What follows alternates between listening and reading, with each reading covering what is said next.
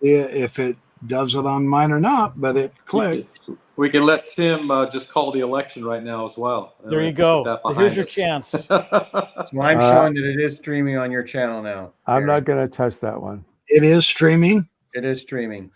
And so, yes, okay, you're streaming live. Show I want to welcome here. I'm not going to touch that one. It is streaming. Oh, you're going to have to mute one of the tabs for Oh, the I'm echo. sorry. I'm sorry. I'm going to have to mute mine. No, No. Yeah, just mute one. You just have to mute one. That's all you got to do. I don't see you guys anymore, though. I know. Just welcome everybody to your show. Okay, everybody, welcome. We are doing a live stream with a group of us. That's what this is. We're in the middle of it. We're just talking. There we are. The gang of 6. We are just talking about 10 very interesting, damning documents that Mormonism wishes it could destroy. We just finished talking about facsimile number 1, this one right here. We've all agreed more or less that this is the smoking gun. I'm not misrepresenting any of you by saying that, am I, gentlemen? Well, maybe me, but I don't know what's going on. So it's okay, Diamond Dave. Yeah, Diamond Dave. I'm learning things. Let's put it that way. I'll tell you what, you shocked us beautifully with your complete. Please do not be offended about how I'm about to put this, but Diamond Dave has never read the Book of Abraham. He has never hardly seen this stuff, and in his ignorance, he got it right what this is. And he doesn't know anything about Egyptian. So this is he might know something. Well, I will say I did study, like, as a kid, I did love, like, the Egyptian history books, but it's been years, right? So it's like I haven't fully read the Book of Mormon. I haven't read the Book of Abraham. I've heard of it. I don't know what it is. I'm more fluent with foreign cultures, and just with my job and who I am, I just look for patterns and kind of piece together what things could be that make logical sense. That's how I operate. So. Yeah, that's right. All right, so we're letting Rob Tobler is here, Gene Judson, Brother Jones, Tim Rathbone, our beloved Diamond Dave, and myself. And tonight is Rob Tobler's night to lead the discussion. And this is the first document, so I'll turn it back over to him. Thanks for letting me interject, Gene. I appreciate it. So yeah. Okay. All right, our next document is a rather new document in comparison to the Book of Abraham, papyri, which is thousands of years old. This document is the protocol that the church's risk management, in conjunction with Curtin McConkie Law Firm, uses for handling abuse calls from bishops. It's the helpline. It's the checklist of how to handle these calls about abuse. I think... as a parent who's had children that have been abused, this document is extremely damning. And the 2 points I would bring is that nowhere on the document does it advise the bishop to let the parents or other ward members know that there is a predator in your midst. The second thing at the bottom of the document, it says, and I'm going to quote, "Personnel should never advise a priesthood leader to report abuse. Counsel of this nature should only come from legal counsel." Tim, what do you think of this document?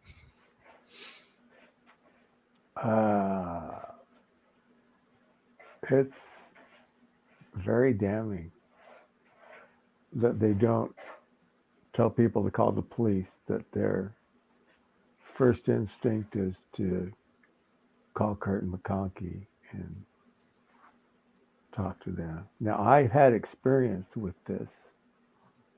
I had a son that was molested by another member's child, and I called the police.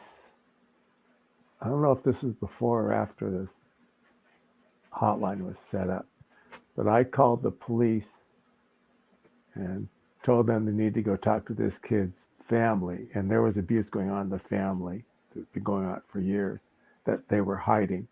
And I got in trouble from the bishop for not talking to him about it first. And then when I was either elders quorum president or executive secretary, I called about a member of our ward who was being abused. But I don't think I talked to I don't think it went to Curtin McConkie back when it first started, because I was talking to somebody in the church office building, and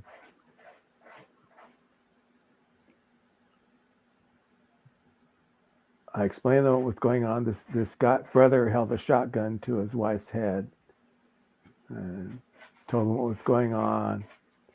And they told me, well, are you a bishop? They want to know what my position was. I said, no, but the bishop told me to call you guys. Well, tell the bishop to call us. I said, all right, fine. So I told the bishop about it. And I don't know if he called him or not, but that was my experience with it. Yeah. Every time the church makes a statement about abuse, they lead with the phrase, protecting children is our number one priority. And I think this document proves that mitigating liability is their priority over caring for victims, especially child victims. Someone pointed out that the font used for this document is Comic Sans, what would be used in a comic strip, as if this abuse was a joke. Any other thoughts? Anyone else with experience? Yeah.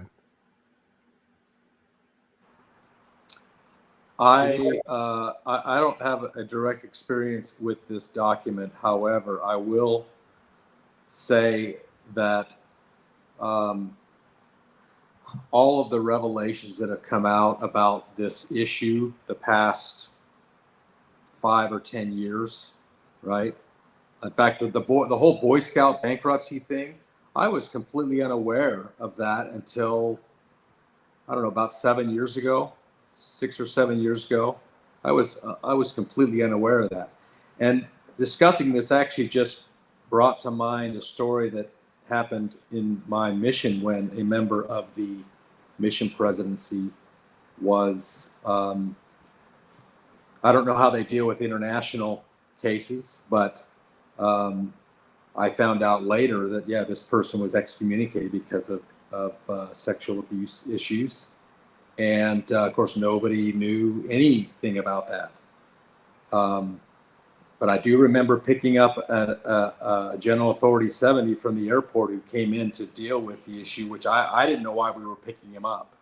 But anyway, let me just say this one thing. To me, it is so obvious to me now how much damage has happened in this Mormon culture due to whatever you want to call it, polygamy or sexual purity issues, sexual repression, whatever. To me, it is a very common theme in the Mormon experience that people have dealt with this kind of problem throughout their lives. It's just everywhere. That's my point. Yeah. Well, Tim Kossoff says that the church is the most pernicious organization on the face of the earth for child abuse. Worse than the Catholics.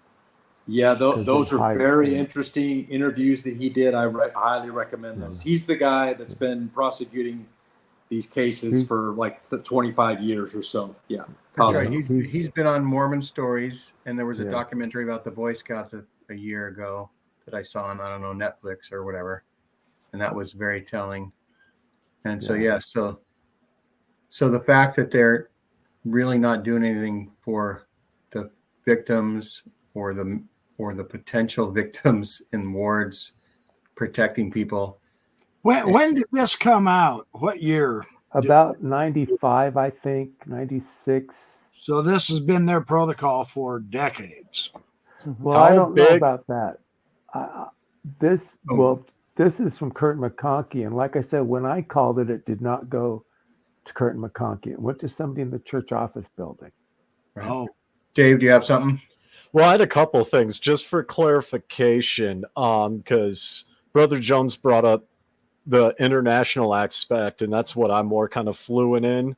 And Tim mentioned that this came out roughly 95, 96 approximately. How big internationally was the church in that era, first of all? Probably. Does anyone know? Members. But okay, when did they? When did they announce that more than 50% of the members lived outside of the U.S.? Wasn't that about 20 years ago? That was about 20 years ago. Yeah. Yeah. 2004. Okay, just because the reason why I'm asking, to me, I would agree this looks like a liability aspect, but also just from my lens, it looks like policies and procedures of what to do should this happen. And because the church is international, I don't know, maybe you guys can help clarify this for me, but as of now, it kind of comes off like it's very generic and kept internal because there are many different state laws that will vary based on location. And then there's also international laws that one has to account for. And if that nation has multiple states within it, you're dealing with the federal and the state in that area as well with international law.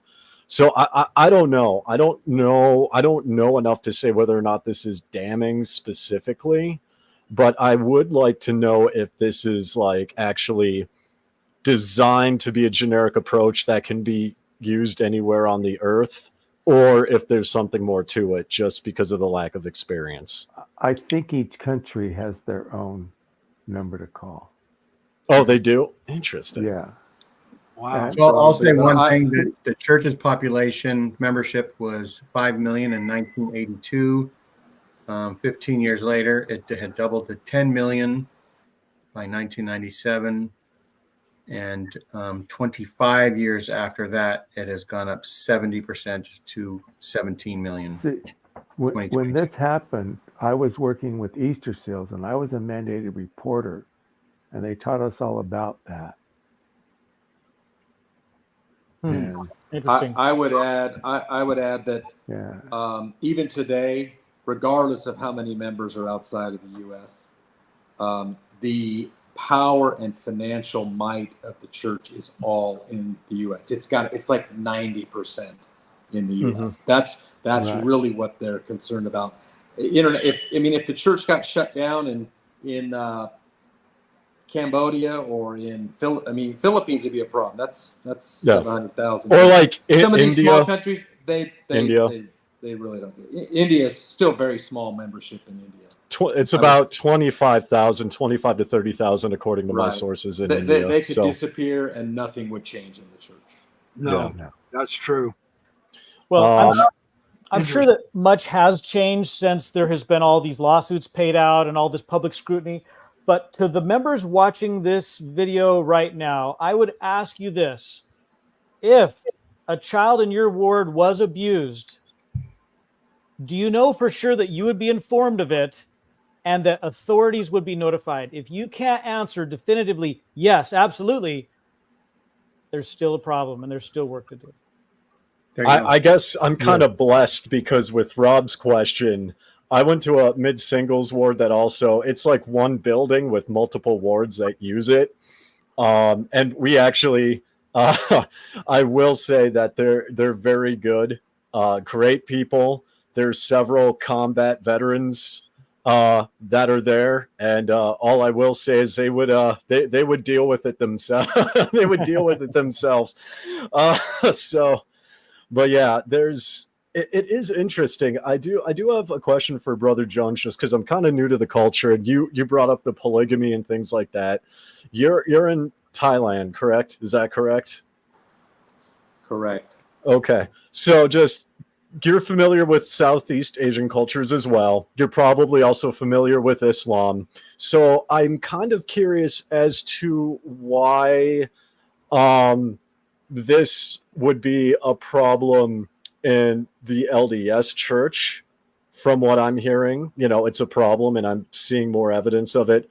However, in countries and cultures that have polygamy or even child marriage, the level of abuse is not that high, if that makes sense. And I'm wondering where the disconnect is. I would say the disconnect relates to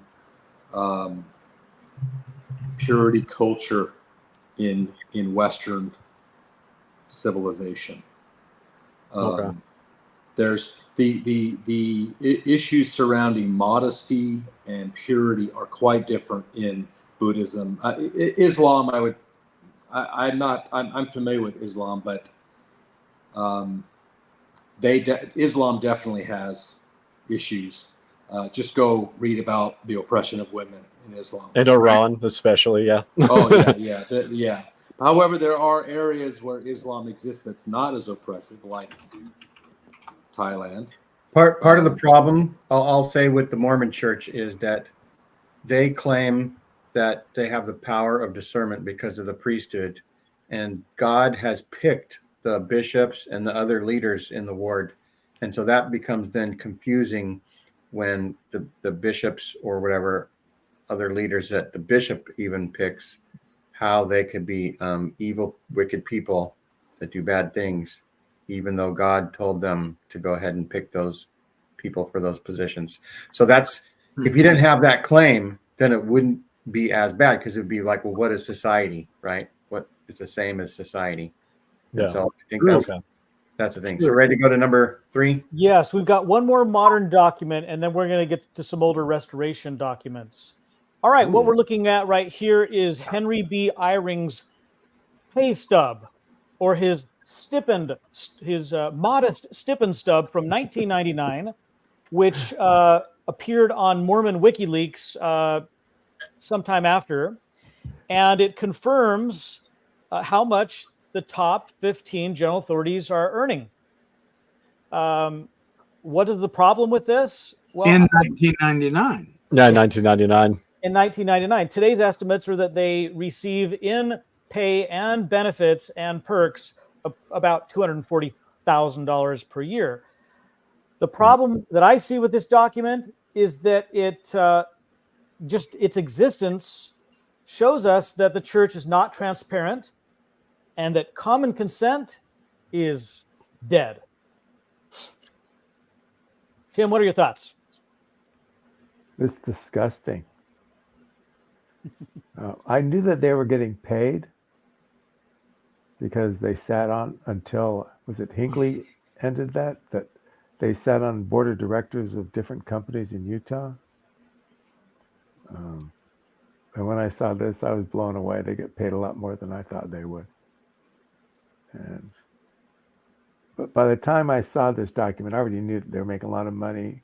I have a friend whose cousin is a general authority, and they were poor, and then all of a sudden his wife could afford diamond rings and all fast cars and all this stuff,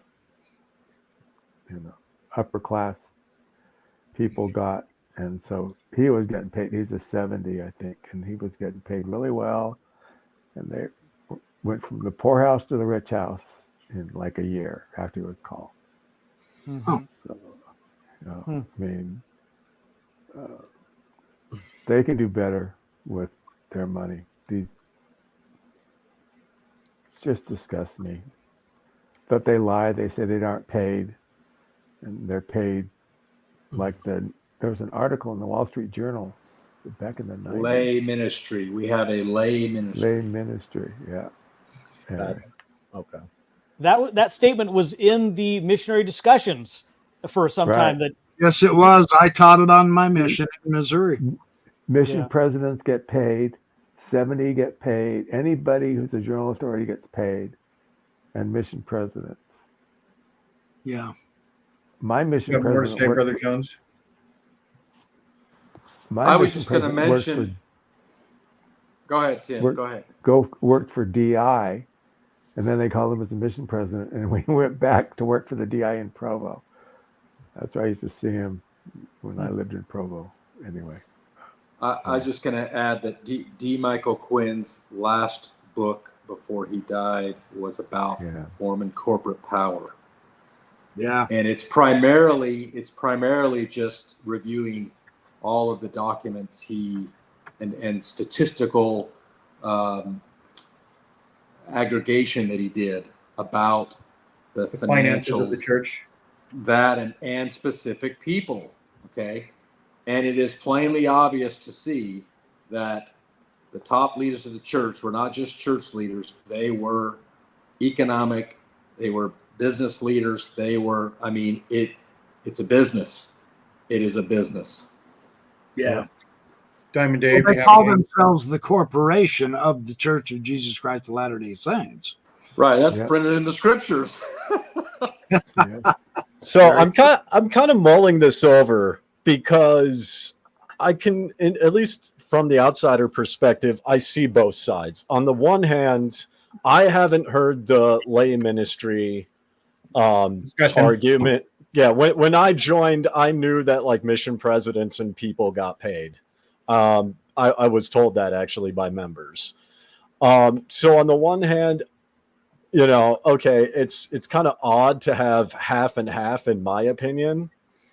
But on the other hand, I'm also struggling to reconcile with the fact that other churches are not open with how much money people get paid, and not just Yes, you they know are. not.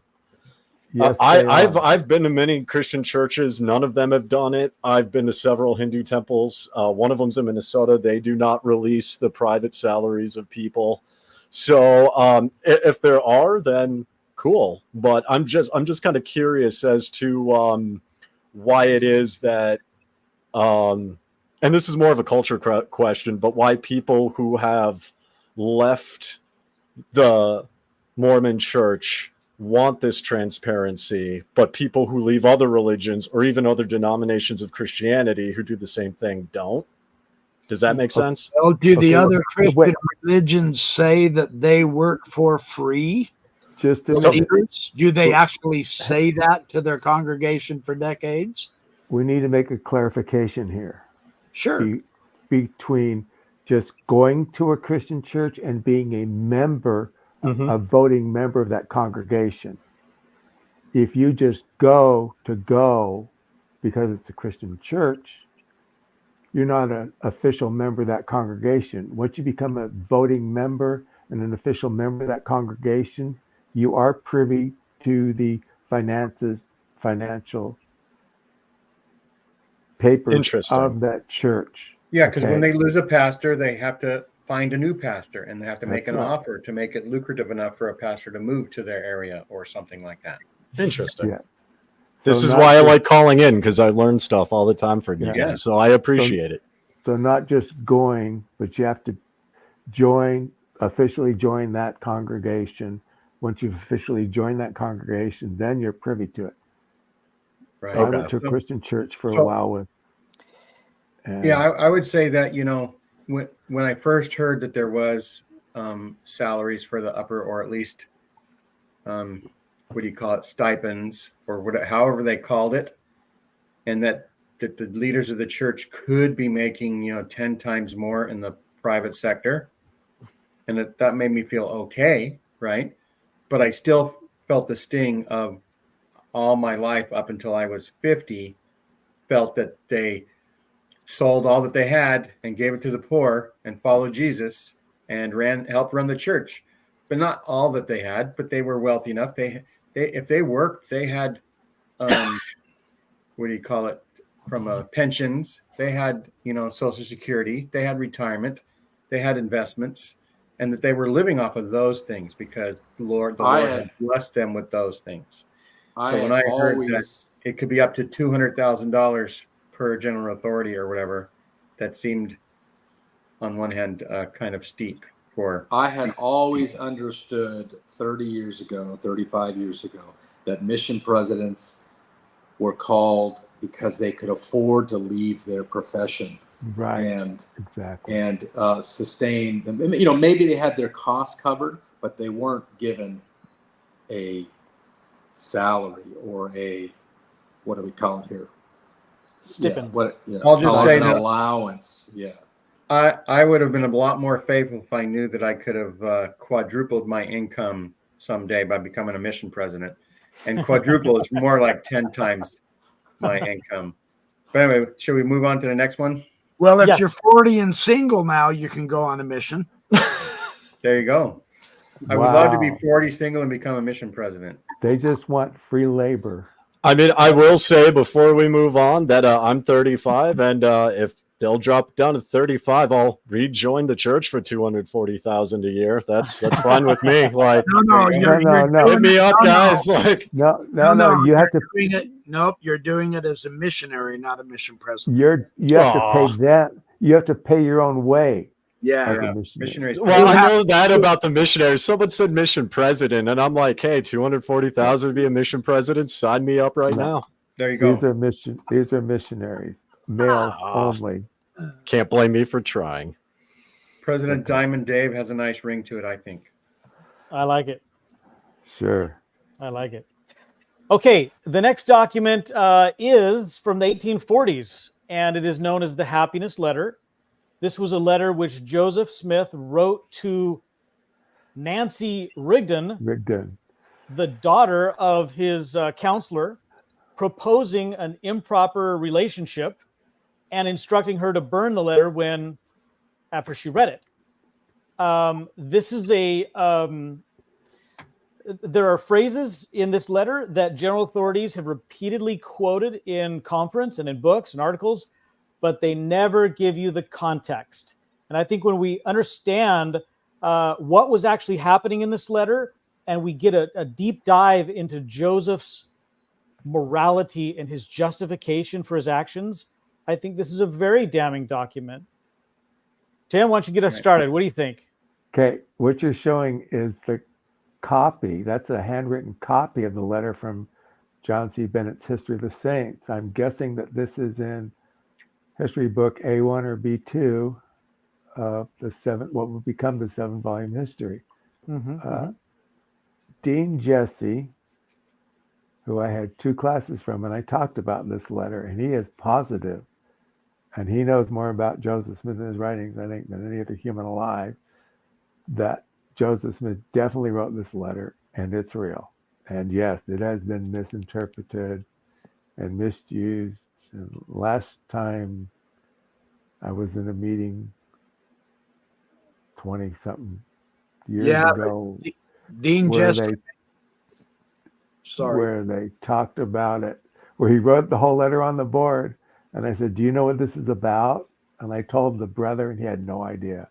It was about polygamy, just about happiness. No, I told him, shook him up a bit.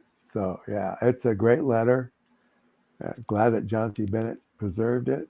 And I always felt good when they would quote it and say, "Happiness is the object and design of our existence," right? Existence. Yeah. That sounds good. Yeah. Then I got married. No, I'm just kidding. What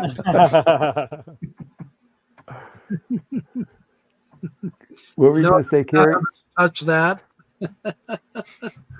I mean, and Joseph Smith wrote this as a married man to a future hoped for wife. And he had, 25 or 30 wives by this time, too. Right. I find this this letter very problematic because we can see Joseph Smith's morality. He doesn't. I'm no philosophy major, but he doesn't base his morality on the actor or the action itself. It's more the results of the action. And so in this letter, he discusses how that which is wrong under one circumstance may not be wrong under another. And it would lead to our enjoyments, which is, I think, what he was after. I think it shows him as a predator. And Mormons say that morality is completely objective. That absolutely wipes that out. Morality is relative. Yes. But this letter is objective. Subjective. Okay. Have you ever heard of this letter, Diamond Dave? You know, I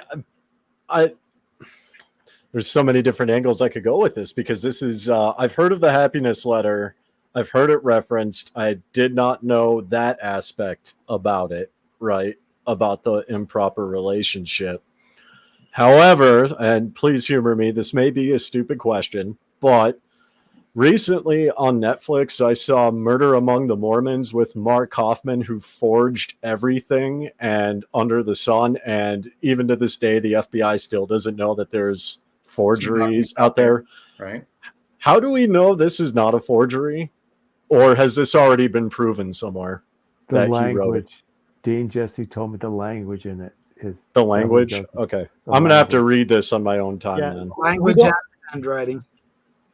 And there Well, were no. contemporaneous entries into people's diaries, right? There's no handwritten copy of this. No, but Any- there's references to this. I mean, Yes.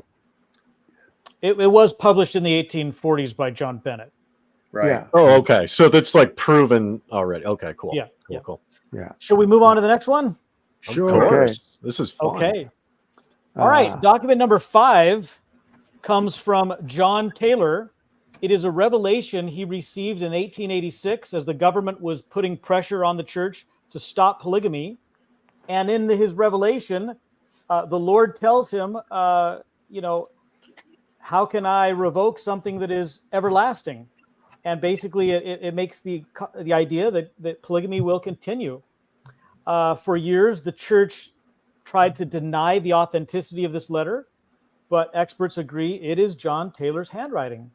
And it is the justification that fundamentalist sects use to claim that they have the priesthood and that they have the right to continue polygamy. This is, And I'll say there's extremely no damning. sex as good as fundamental sex. Oh my God. Tim, what do you know about this document? What do you think? The first time I saw this was in a Fred Collier book, Unpublished Revelations of the Church. And I read it and I talked to people about it. And yeah, it's real. It's a revelation he received, recreated, we should say. He was in hiding when this happened. Yeah, he was. Yeah. He was in, where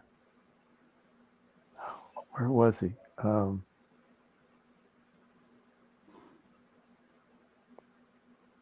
Can't He was remember probably where he was. wearing a dress at the time, wasn't he? I don't know. He used to dress in disguise as a woman to avoid yes. authority. Yeah. That's interesting that he said it would never be revoked, and yet the very next prophet revoked it. Yeah. And Taylor and all the Mormons in his day, just 20 years earlier, said this is the absolute celestial law. You ain't making it without this thing. This must have been a really good letter because it took not one, not two, but 3 revocations of it to actually No, finally 4. impact. 4. Oh, really? There's a 4th The one? 1890, was it not? And there was another one in 1904, 1932, when J. Reuben Clark wrote the final kibosh to end polygamy. So, yeah. Hey, Gene, this might 4. be a good segue to recommend to viewers and listeners the dialogue article by D. Michael Quinn about post-manifesto polygamy. It's a long article, but if you've never read it, it's like 95 pages or something. It is a mind-blowing story, and it to me it exposes the hypocrisy like nothing else. And that's in Dialogue, a Journal of Mormon Thought. Yeah. Yes. If you send me the link, Brother John, The link- I'll the- put it I- in there. The Yeah. link's in the chat. I just put the link in the chat. John Very will good, see it in because that's all free. That's available online right now. Oh yeah, it's incredible. Yeah. It is Well, absolutely everything D. Michael incredible. Quinn wrote's long and incredible. I agree. This Yeah. was very problematic for my faith crisis because the narrative I had been given was the Lord gave a revelation, stopped polygamy, and the leaders told the church they had stopped polygamy, and they told the government that they had stopped. But over the next couple decades, hundreds of polygamous sealings occurred. And if that's not authorized in my book, that's adultery. Well, So- and they occurred up to the 1920s. Yeah. There's a very important book on that subject. This is the first one, Richard Van Wagenen, Yeah. that I read on polygamy, Mormon polygamy history. And the part of this book that absolutely blew my mind was after the revelation, for 10 to 12 years, the saints were instructed hide deeper further in southern Utah, or go to New Mexico. And if you really have to, go all the way. Mexico. To Mexico. Yeah. That's right. That's They right. kept doing it, and then they perjured themselves in court saying they had given it up. Yeah. Yes. This is kind of reminiscent of, so again, not aware of this, but just the being brought up that fundamentalist sects use this to say they have the priesthood and they could still do polygamy, but the LDS Church says they have the priesthood and polygamy is over. This is kind of a reflection of my struggle when I joined, coming from a Hindu background, to a Christian denomination, whatever you want to call it, because in Christianity, people point to the same text. They claim authority and then claim everyone else is wrong. But that's not the case in Buddhism or Hinduism or anywhere else. And so for me, it's like, well, which one of these people are right? And they can't all simultaneously be right. So in my case, I'm just like, no, no. It's not that they don't have the priesthood. They don't have the authority to perform plural marriages, even though we know they do celestially. Yeah. And I mean, that's kind of like the greater whole. This is like one smaller aspect of just the greater, Christian group A points to text and says that this is the truth and they follow it. And then they denounce other Christian denominations and there's this internal struggle. And that's just something that I can't resonate with. What's so problematic? Yeah. What's so problematic to me is that 1890 manifesto is this statement to all of the church, right? This is like, okay, we are ending this. We're telling the government we're ending this. But in secret, the very top leaders kept doing it and authorizing it and participating in it, to the point where even, I think it was the president himself, went to the San Francisco Bay onto a boat into theoretically international waters to marry a polygamous wife. That to me, that's the tell of what's really going on. That's why it's so upsetting. Right. And I did. Go ahead, Tim. I did talk to Rhea Coons. She was a polygamist. She lived in near Point of the Mountain, Draper. And I went and talked to her one day, and we talked about this. And she told me that she knew of general authorities, bishops, and stake presidents that were still practicing polygamy in the Salt Lake Valley. Yeah. So really? They do it in secret. Yes. I think the last official polygamist man died in the 60s. That was church sanctioned marriage. Yes, in the 60s. But she claimed that they were coming to either the Allreds or the Kingston group or somebody, I don't remember,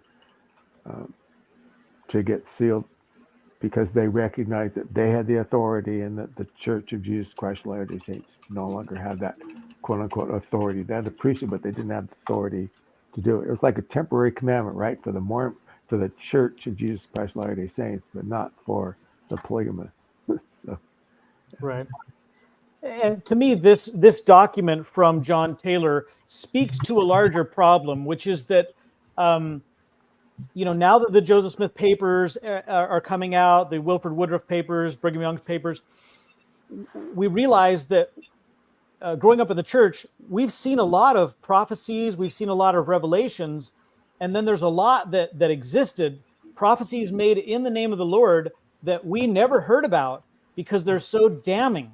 Because they were failed prophecies or revelations which were just, for example, I came across in Wilford Woodruff's journal, he received a revelation when he was down in southern Utah that he should go to the temple and gather the brethren and offer, make a prayer roll and write the names of government officials and offer prayers of damnation, bringing curses of being deaf and dumb to their enemies.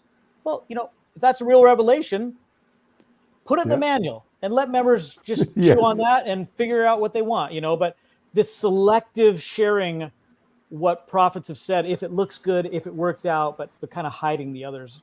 You know, That sounds like It works- witchcraft almost to me. it Just works like against- from an outsider's perspective, it just, I don't know. It Yeah, just sounds but like witchcraft. Like, let's all gather at one spot and then curse these people. It's like we did that in high school. Like, that's right, Diamond Dave. It's That's like it happens Dusty, You did you're that being in Mormon. seminary. like It happens in the Book of Mormon. If Korihor can be made deaf and dumb, and if that was a real thing that existed in the world at some point, why Yeah. not the church's leadership be able to do the well, same thing? actually, Hellfire Agency appears to be in the chat, and I commented on it because he was talking about it and saying Korihor was struck deaf and dumb. And I'm like, wait a minute, is that like a metaphor? Did just, whoever he was talking to get mad at him and like break his jaw? Like, I mean, because in that time you couldn't set it, so you couldn't speak, right? That's kind of what I was thinking. It was miraculous, not physical. I mean, if there are police around, sure, but like, I guess. That's right. I've heard the priesthood called the laying on of hands if you want to go and beat up a bunch of people. Well, yeah, that's what I've suggested before. It's like, hey, if there's an abuse problem in the church, let's anoint them with oil and lay on hands in a dark alley with no witnesses. There Done. you go. Yeah. All right, let's move on to our next document, Move number on. 6. Yes. What we're looking at here is Joseph Smith's 1832 journal. That is his own handwriting right there. And in this, he gives his very first person account of the first vision. But if you notice in the bottom left corner, there is tape, because this was ripped out of his journal, locked in a vault or a safe for decades. And only when the Tanners started harassing the church saying, we know you have this document, we know you're hiding it, did they bring it forward. And it's damning because the details do not match later accounts of the first vision, including who Joseph saw and why he went into that grove and when he found out or realized or came to the conclusion that none of the churches were true. And not only that, in the original Book of Mormon, there's a certain description that God and Jesus are the same, and then it wasn't until it was corrected, right, when God came unto Mary or something, and she gave birth to the son. It wasn't the son at first. It was just Mary gave birth to God, right? I think, or something like that. Yeah, Whatever the basically, changes are. yeah, all of the documents that Joseph produced in the first couple years of the restoration show him believing in one God, not two separate beings. Tim, what are your thoughts about this 1832 account of the first vision? This is not a journal. I've Okay. been mistaken. This is from a letter book. This is written in a letter book, and Joseph Fielding Smith cut it out and hid it in his safe for years. It was referred to as a strange account. A strange account, right? Yep. And I've read it, and it goes along with Charles Finney. Other people had the same types of visions. David W. Contemporaries Patton, of Joseph. contemporaries of Joseph. David Preachers. Patton talks They would about. write it down and publish it abroad. Yep, same type of thing. And that So was it's like no their diff- call, just like a Christian now says, I've been called to the work, and I want to become a Exactly. pastor. If they had an experience and wrote it down, it'd be about the same. So it's no different than any other Protestant evangelical vision. And I like in it Joseph talks about how he has already concluded that God's church doesn't exist on the face of the earth. And then the constructed Madison Avenue version that comes out in 1838, we'll say, says that he never knew that this could be that there's no more true church on the earth. Yeah, it hadn't even occurred to him. Yeah, it hadn't even occurred to him. Right. And Yet in his own handwriting, he says, Yeah, it doesn't seem like God's church is on the earth. Yeah. Right. On a related note, I'll just ask BYP or Tim, and this was an early shelf item for me because this is discussed in Bushman's Rough Stone Rolling. When did members of the church even hear about a first vision story? When did that even come into the 1838. minds? When the Messenger and Advocate was published, it was in the public. I thought it was about 1834 or 1835 or something. Yeah, like about that. then, right? Yeah, Messenger and Advocate is. And There was Elders Journal and then the Messenger and Advocate. Oh, Times and. Let me see. No, not. And I think it wasn't even part of the missionaries. Are you guys all on the page? I can't see any of us. I can't see any of us either. I'm just No, seeing yeah, the document. you Oh, should show okay. the Okay. I document. just wanted to make sure we're all still hooked in. Okay. All right. It's all good. Sorry. I But just wanted to see your lovely. This issue seemed an impossibility to me. How could the church be formed? And not until 4 or 5 years later, the issue even come up as to why the church was formed. Oh, interesting point. Yeah. Oh. And like I was saying, I don't even think missionaries told anybody about this. They only just said that Joseph Smith produced the Book of Mormon and therefore he's a prophet. Yep. Oh, they And didn't use the wasn't first vision part of like the account. discussions until like the turn of the century, and and then Exactly. 1920. Hinckley made it the cornerstone, the very pinnacle and beginning of Mormon theology. And that Brother did Brown. the first 125, 30 years. Mr. Brown. Right. Well, I know that my grandfather in Denmark in the 1860s was told about Joseph Smith, and the first vision was mentioned to him. But that's all that I know. So they did 40 teach a years little later, bit. And then I think there was an article written in like the Improvement era or something in like 1970 by was it Dean Jethye or was it somebody else? Do you recall that, Tim? And so I remember being gaslit. Well, Paul Chessman was the one who wrote about it in his thesis at BYU. The thesis, but in the Jim 60s, Allen, the mid 60s. Yeah, and then Jim Allen and Milt Bachman. Jim Allen did his thing on the first vision, then Milt Bachman published his book that had most of the accounts of the first vision in it. But whenever I would hear something like this, they would say, well, this is just, all that he could remember at the time or something like that, So anyhow, What I find important about this document is that it's the baseline story, and as he retells the first vision story, it becomes more grandiose, more physical, more details, and that's not how human memory works. And I feel like we're seeing myth making as it unfolds. Exactly, we're ritualizing history. Yeah. 200 years from now, Joseph Smith would be another Paul Bunyan if we would have kept that up. Right. No, he's Jupiter. Jupiter talisman he had, I know. Actually, he's Dionysus.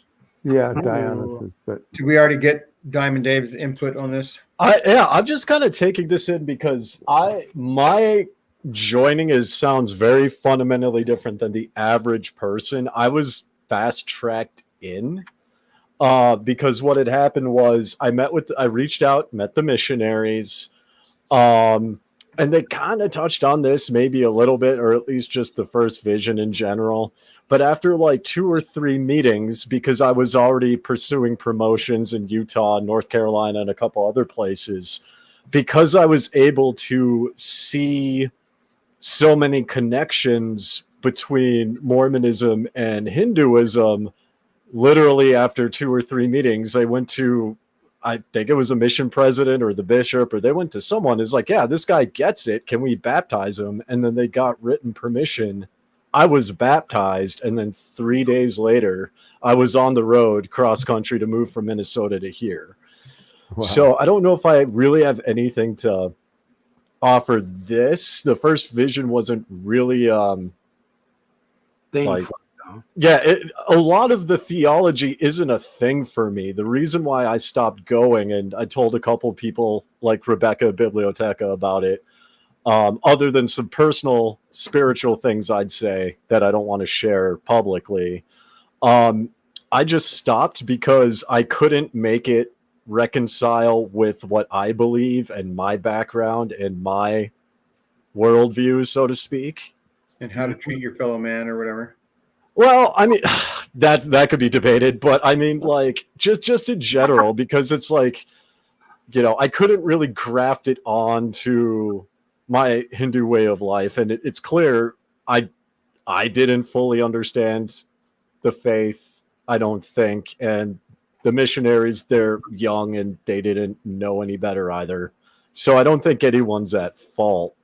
In my case, I just, this doesn't connect, so I'm just, I'm done kind of a thing.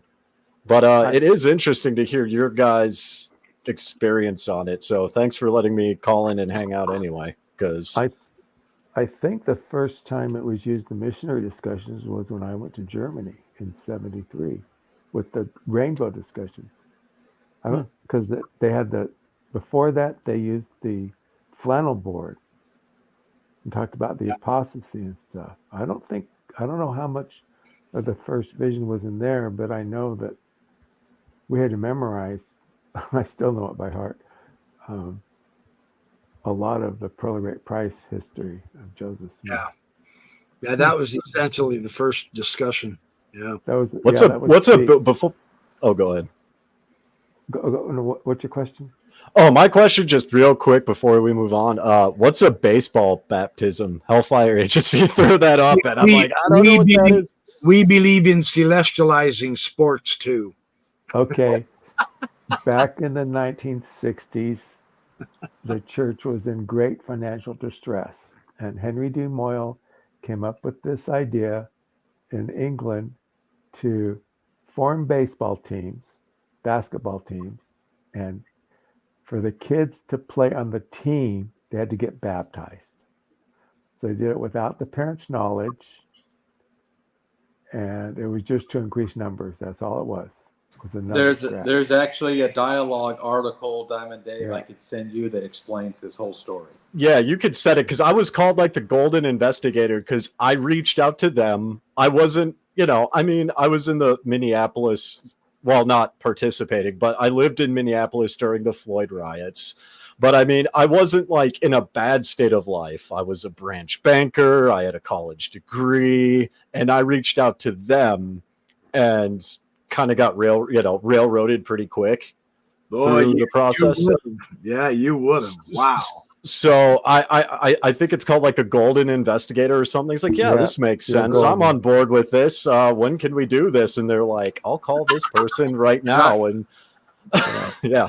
So you made them believe in miracles. Real quick, Diamond Dave actually brings up a very interesting issue that sort of separates the generations here. I think back in the 60s and 70s and 80s, doctrine mattered. That's why people joined the church, because of the doctrine.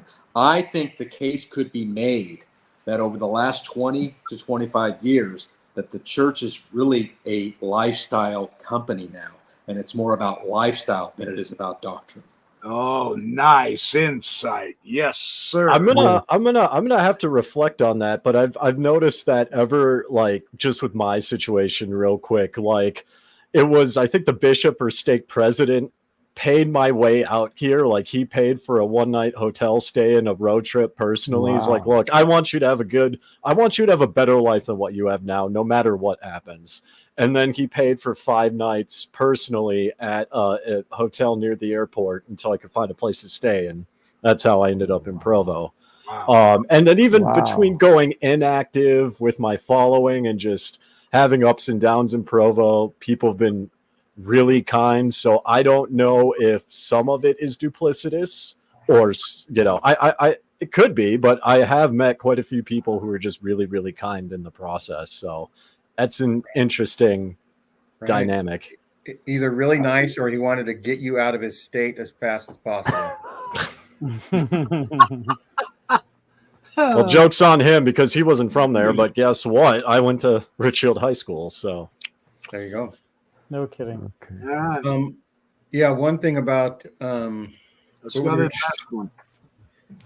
should we go on to the next one? I was going to Yeah. say something. I can't even think of what it was.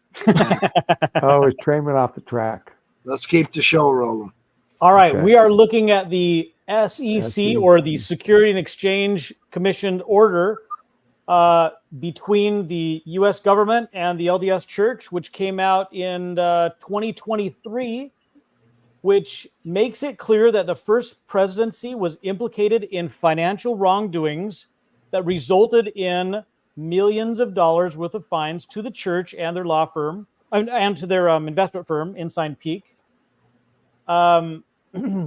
This information was essentially hid from members, but when it came public, there was no accountability other than the church admitting or saying, we consider this case closed. Yeah. They paid the fine and then said, look, shut up, we're done. Okay, and I'm going to call a halt for a second because I finally remembered what I was going to say. It has to do with the baseball baptisms. All right. I know of 2 times where people had to go and excommunicate the people who didn't know that they were members of the church, because at the time that's the only way they knew how to remove people from the records. And D. Michael Quinn had to do it in England. Yes. In the 60s, and that caused him to lose his faith for a whole week or two until he was actually an ex-Mormon for 2 weeks, I think, and then he just decided the Lord works through flawed people or something like that. And the other is, I understand that Jeffrey Holland went to like Chile or Argentina and did about the same thing in the 70s or 80s or something like that. No, that was the 2000s when they had to reorganize. Early 2000s, Holland went to Chile for a couple of years, and Oakes went to the Philippines, and I have direct experience with that. Oh boy! So anyway, that's just what I remembered that. And so we'll go back to this. But then we had Dale Murphy and Wally Joyner to bring all the lovely baseball people back. So there you go. Oh boy! I'm just really glad that whole 2 weeks was spent in contemplation and reflection. All 2 weeks of it. That's right. Yeah. Well, so one thing about this Securities and Exchange thing that got to me was I think Mormon Stories invited lawyers on the show, and they talk about how the agreement that was entered into and the fine, it was all agreed to. It's a negotiated settlement, and everything in the settlement got approval from the church to say that. And so, and if you think about it, nobody should be afraid to read this document. It's about 9 pages, and it tells a story very clearly. It's not hard to understand. It is plainly obvious. Mm-hmm. Now, I have a TBM brother who said, go ahead. I have a TBM brother who said, well, the church should do everything it can to prevent money from going to the government. Yep, I've heard that. As if this was a tax thing. I said, it's not a tax thing. It's a matter of keeping the Securities and Exchange honest. It's about buying and selling with full information, right? Not hiding who the buyers and sellers are and who owns things.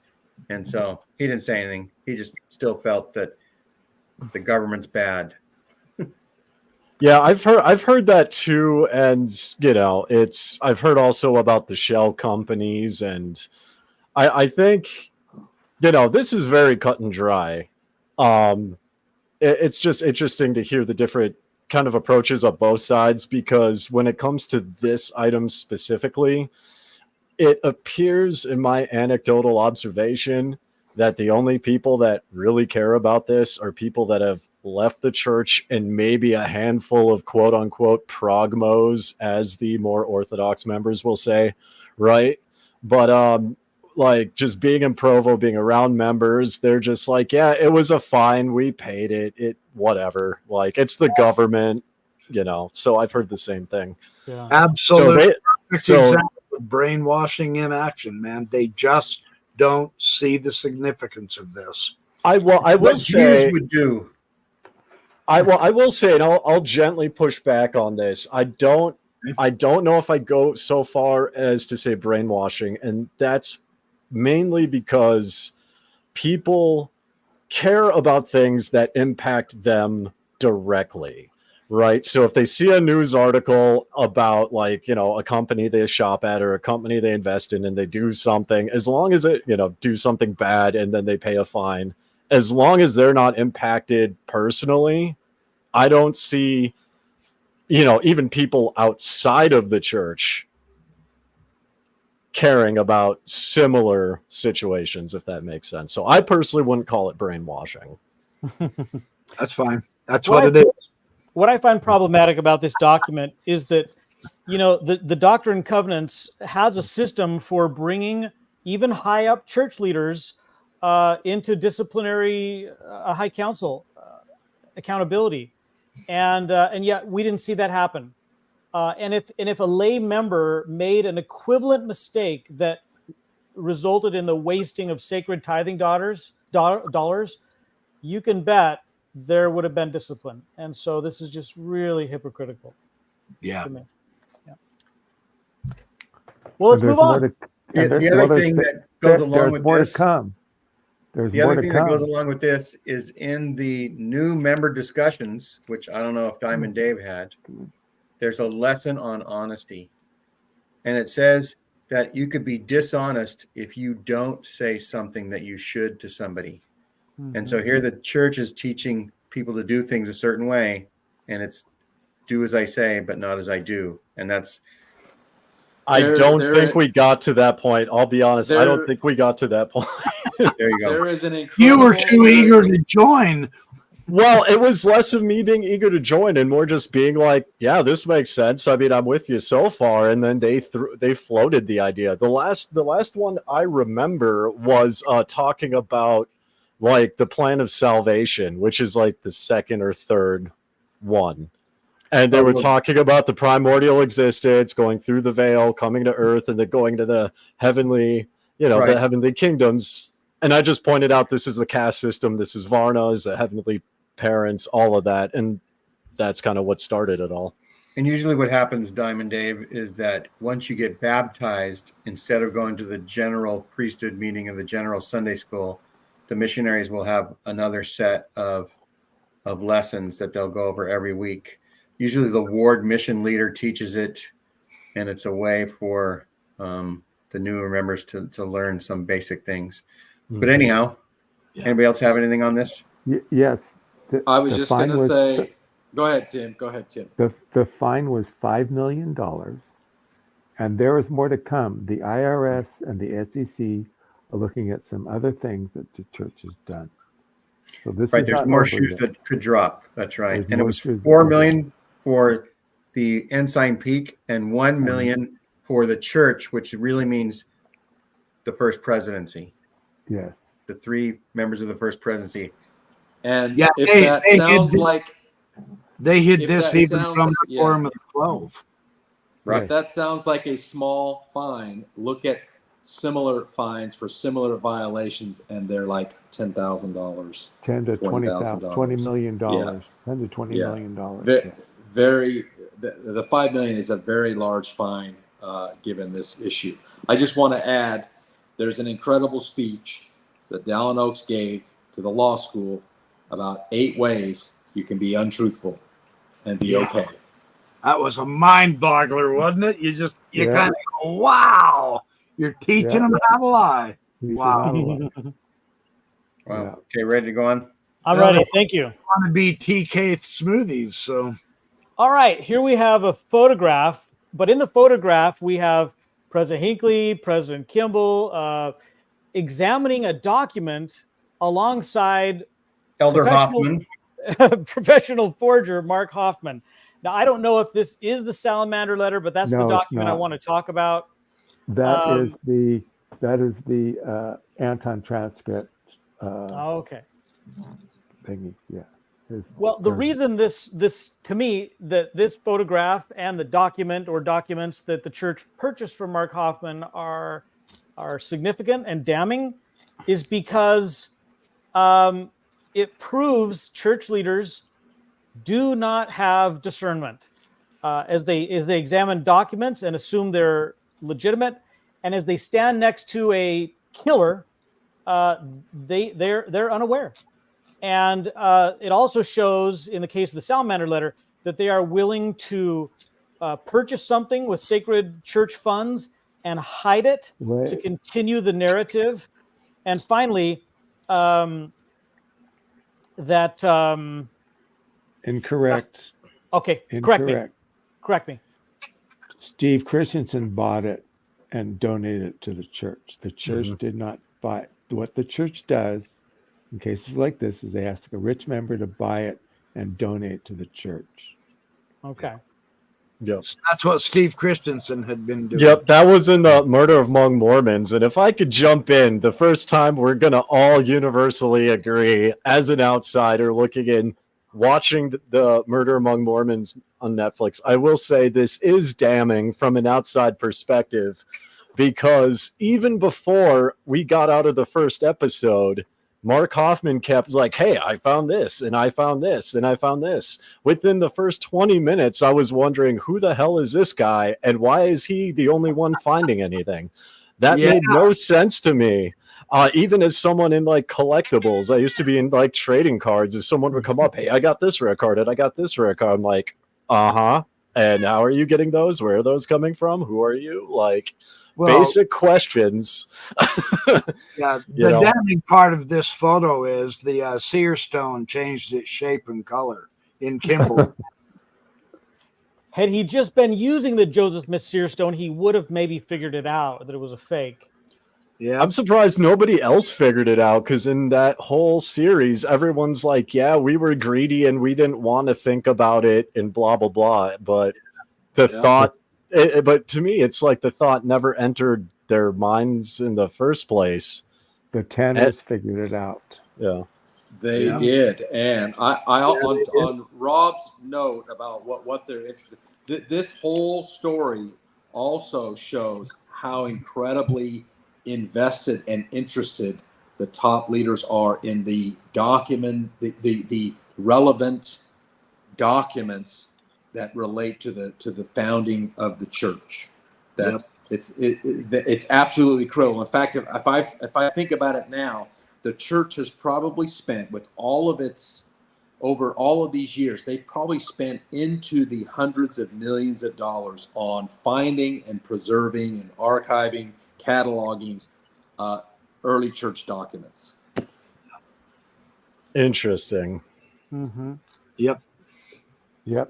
Yeah, that's a good one. I think that is one of the more.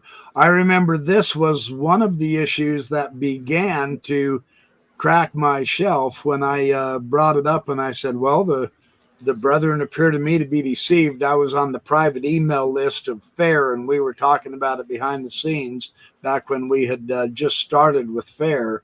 I remember saying, well, it looks to me, I mean, I even asked, why didn't they use the seer stone? They said, oh, sure, come on, get with it.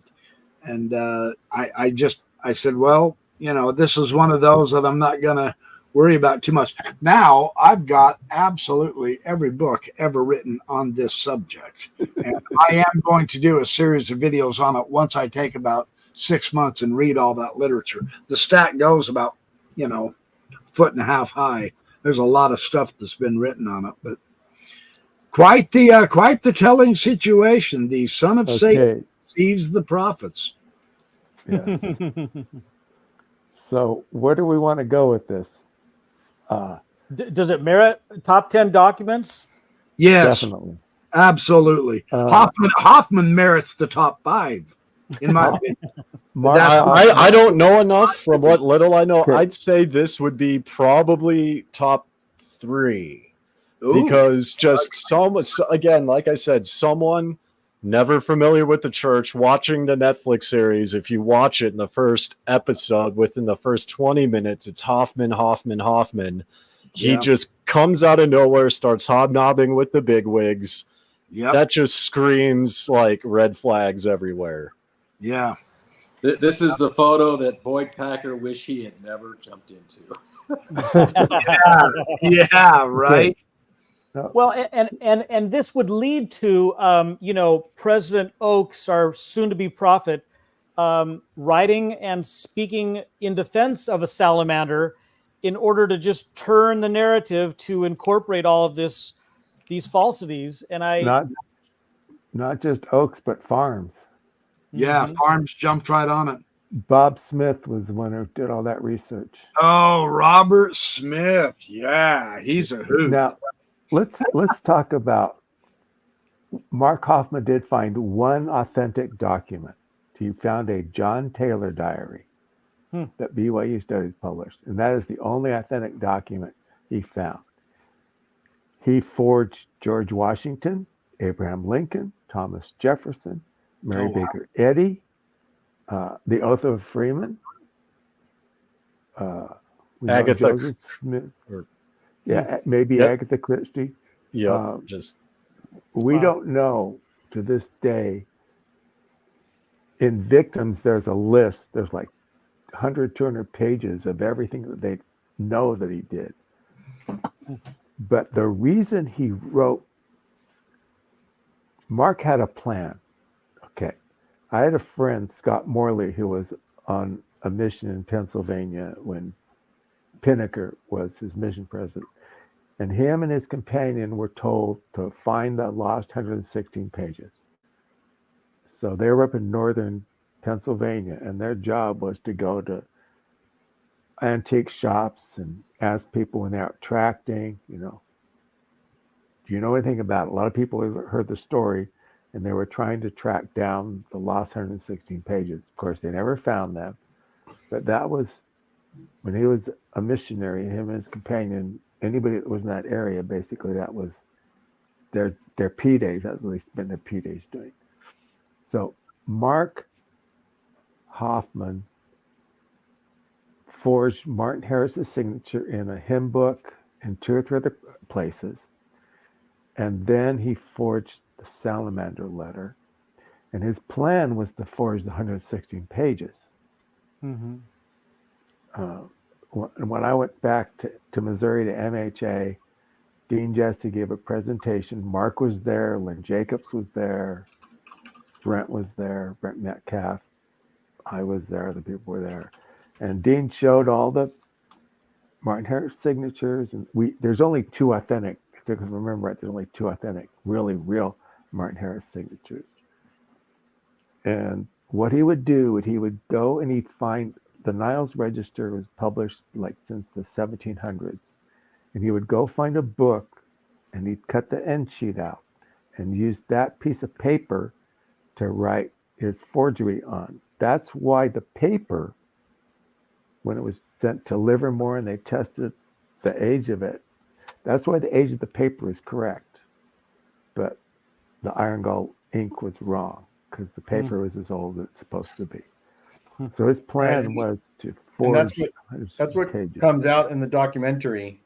The murder among the murder among the Mormons. Yeah, Now, that was an interesting documentary. There only needs to be one thing wrong that proves it a forgery. And And I have that's met a lesson we can all learn. I have met Throckmorton and the other guy, and I had an experience with Mark when I was doing my research on David Patton. I got a call from Lynn Jacobs who told me that he had an elder's license signed by Marsh and Patton that he wanted to sell me. I was a poor BYU student. So no, I can't afford it.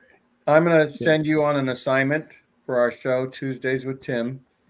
Go to the prison and see if Mark will talk to you and then give us a report. There you go. California. I'm not going to drive all the way up there. That's right. I forgot. Mark. Yeah. So, I want to ask real quick to Carrie and Tim. You were probably aware of 85, 86 when all this was happening. I was completely unaware of it. I was really too young. Gene, what about you? So I actually got married in 1983. Okay. But I had dated this spring of that year at BYU, we'll say, around the campus. And so, but it was a national story.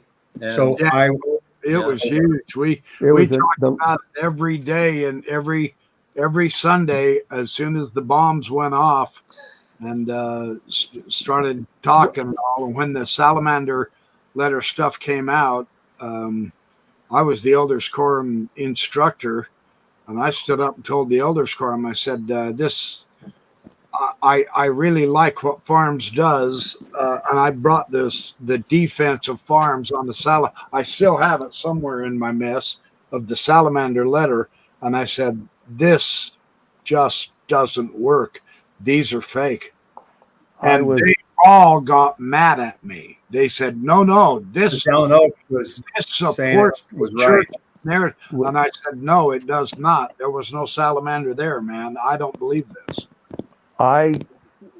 Before MHA, I was visiting my parents in Colorado, and I got on the plane in Denver to go to Independence. And the first people I saw was Gerald and Sandra and Mike Marquardt, and then everybody else from MHA.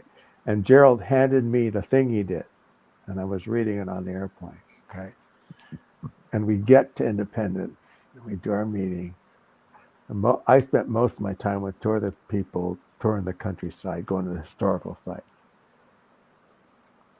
But it's an interesting story, that's for sure. I met Mark as Ernest Strack ran Grandpa's Books. I met Mark there, and we talked. I met Lynn a few times. I never met Flynn. But something bothered me about Mark from the very beginning when I met him. Like you said, it was very unusual for him to find these things when, as a historian, I know how hard it is to find and pull stuff together. And all the hours I spent, I went every Tuesday and Thursday for I worked in the BYU archives, and I spent every Tuesday and Thursday just about for 5 years going to the church archives doing research. So I plowed through hundreds, thousands of documents. And I know how hard it is to find information.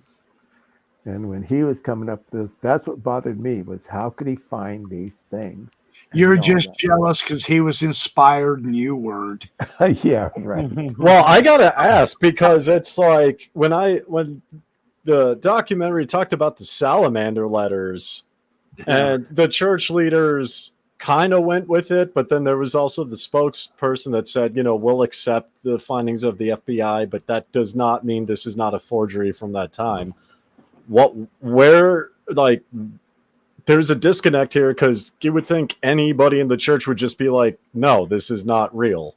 Like, there's nothing in here. Very few of them did. Very few of them did. So why did the upper leadership, I'm genuinely curious, like, why did the upper leadership just not double down on the faith and went with it? Because of the stuff in Mormonism Unveiled in E.D. Howe's book talked about a toad, and Mormonism, Its Layers and Designs, and one other book have references to Joseph seeing either a salamander or a toad or something that turned into Moroni. Yeah. So he just took those ideas and expounded on them. Yeah. So they knew the stories were out there. Yeah. And I thought he just made it up, because in his interview he said he was using historical stories from earlier in Mormonism. Yeah. Okay, because I remember him saying something about seeing something about a toad somewhere, but it's like, no, I'll put in a salamander, but I didn't know the toad turned into Angel Moroni and all that. So yeah. Never heard that before, so I don't know what to think. The truth shall set you free. Hey, who's that dude trying to hide under the desk? Tell him to sit up. Yeah, got you- two. Joe. Let's So, get through our last two documents, and then I'll. all right. That's Okay. a godless Let's do Korahor Joe. I want to Rogan. see the. Oh yeah, this All one. right. Woohoo! This is John Whitmer's characters document, which purports to be Reformed Egyptian pulled off of the Book of Mormon. Tim, My bosom what is do you think? burning. Maybe it was Yes. reform school Egyptian. Some we people know say the it's source. What did We you know- say, Carrie? We know the source of these documents. We know the source of the characters. It's the gold plate. Yeah, obviously. Everyone knows that. Magic books. They came out of magic books. They These actually look like Dan Vogel's done a lot of stuff on I've this. sent you guys, maybe not everybody, but I've sent people the document that Art wrote up about the characters and where they came from and their variations, like from the Magus and the Sixth Book of Moses and other ceremonial magic books. These characters came out of these books. Yeah. My friend Heidi Love, who runs the Unfiltered Rise podcast, it's a conspiracy theory podcast. That's what she calls it. I'm not naming things here, but she says, "But man, you get that girl talking about how often Enochian alphabet and lesser keys of Solomon show up in Mormon documents. Man, she'll talk your ear off. She's awesome. Yeah, that's pretty cool well, stuff. as someone who does gaming videos, these look like nothing more than squiggles to me. Skeptic. Yeah, excuse me. Wow. And they You might want to go to a doctor to get that burning bosom checked there. Hello. I'm gonna go. I'm gonna go down your intestine. now. Somebody, All right, Rob. What else you got on It this? is definitely not Reformed Egyptian. Okay. definitely not reformed. There is no yeah. such thing as reformed Egyptian. Yes. Okay. When I was a kid and I would do my math homework and I would get to the bottom of the equation and have the wrong answer, I remember my dad would get so mad at me because I didn't show my work. He's like, you got to show every step. How did you get to this conclusion? And this document, the grammar and alphabet of the Egyptian language, is Joseph Smith showing his work, how he pulled characters off of the papyri and produced the Book of Abraham text. And to me, this is extremely damning because experts agree it has nothing to do with,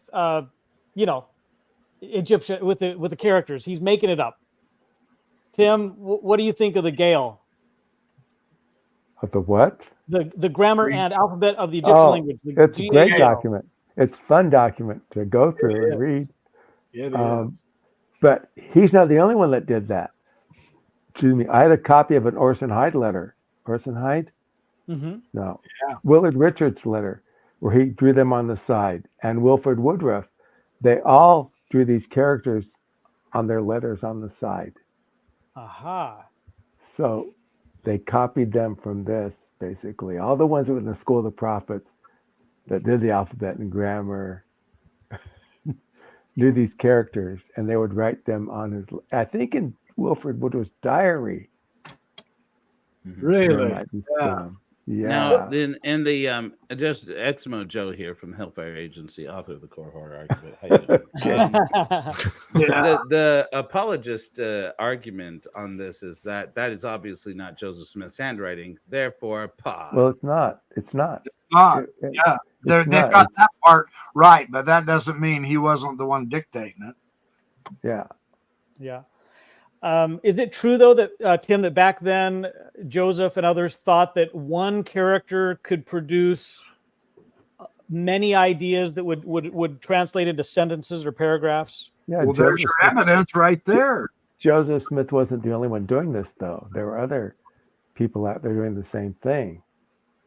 So this is not unique to him. It is unique with the characters, but it's something that other people did also. There wasn't that an examination of the Adamic language, Tim, that they were trying to work on? Adamic language. You got to remember that the champignon stone was found in 1803, I think it was. And by 1816, it gets translated into French. By the 1820s, it's into English, and it comes to America about 1820s, 1830s. So we're just getting the beginnings of Egyptian. Yeah. And the only reason they could translate that Rosetta Stone is because they knew Greek. Otherwise, they would have never figured out what Egyptian was. But he wasn't the only one doing this kind of stuff. I think it's a gas. It's fun to read. Well, he's the one that got the translation correct, though. Thank goodness. That's right. He got the translation correct. And I think to Robert's point is that this, in a way, proves like what we talked about for the very first document of this series. I mean, this episode is that it can't be syncretist, inspired work. Catalyst, yeah. No. There can't be a catalyst theory. This shows that they tried to work it out. Mm-hmm. All the theories that Muhlestein and Gee and the others come up with, they're all bullshit. They can't deal with the reality of it. Yeah. I read Exmo Joe's virgin ears are burning right now. Oh, How sorry. dare you? This language, this salty language. That's his Pferdscheiss. Okay, it's Pferdscheiss. It's horse Yeah, shit. you know what my boss used to say? Son of a mother pig's butt. Let me ask Carrie and Tim this question.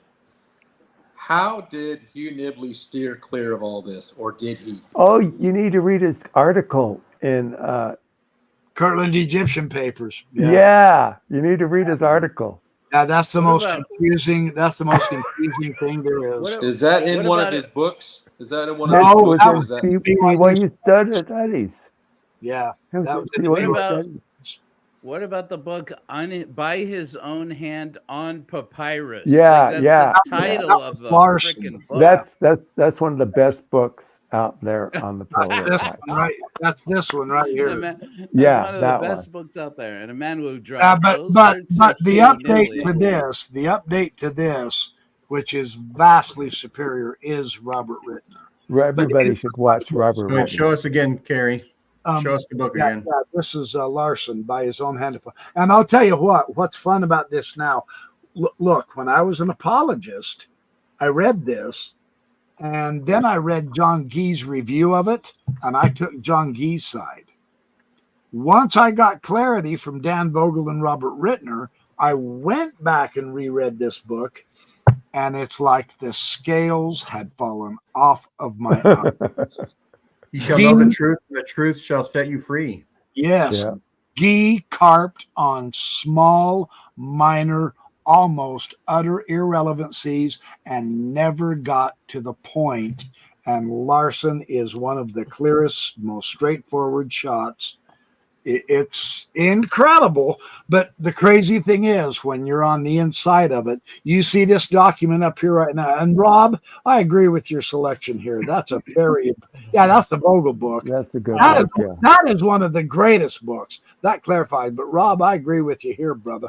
This document is important enough to put up here in this top 10 without question. Great choice. Simply because the apologists and the church at large, and you'll never see this quoted or talked about in general conference. The church leaders don't even want you to know this exists. That's why they want to destroy it, I'm sure. But it wasn't until the Tanners published it. Exactly. Really know about it. Yeah, we never saw it. It had never seen the light of day. Sidney B. Sperry was trying to get him to, and it's no, it's in the vault. Yeah. Yeah. So somebody gave the Tanners all of the Joe Smith paper microfilm, and they just published it. Was that you, Tim? No, that was before me. That was before me. All right. No, can I just speak for a moment in the defense of the good scholarly academic, the man of intelligentsia that is John Gee? Why are we laughing? Why are we laughing? We apologize. It was the intelligentsia bullshit that got us. Don't laugh. I didn't say Mulestein. Good Lord. All right. I like this guy. Let's have Bring him him on. back. So one of my favorite quotes about the Book of Abraham from any apologist, though, is from John Gee. You've heard it before, and here it is. We shall repeat it again for our viewers at home. Through the magic of television, which is a thing only boomers say. This is a quote. It will probably come as a surprise to many that I do not have a testimony of the Book of Abraham. The word of Gee. The word of Gee. Yeah. Which of those two, was it one of those two that said that they start with the conclusion? Yeah. Milstein. Yeah. Milstein. Okay. Yeah. Yeah. He outright admitted his confirmation bias and his method. Right. Hmm. Yeah. I start with this conclusion and I make everything else fit. Now here's what's crazy, you guys. I so promise. I mean it. I'm really serious. Is Mulstein is serious. He can't see the problem. He's on the inside. I couldn't either. It's impossible to describe. But when you're on the inside, you really think you have the truth and the right interpretation.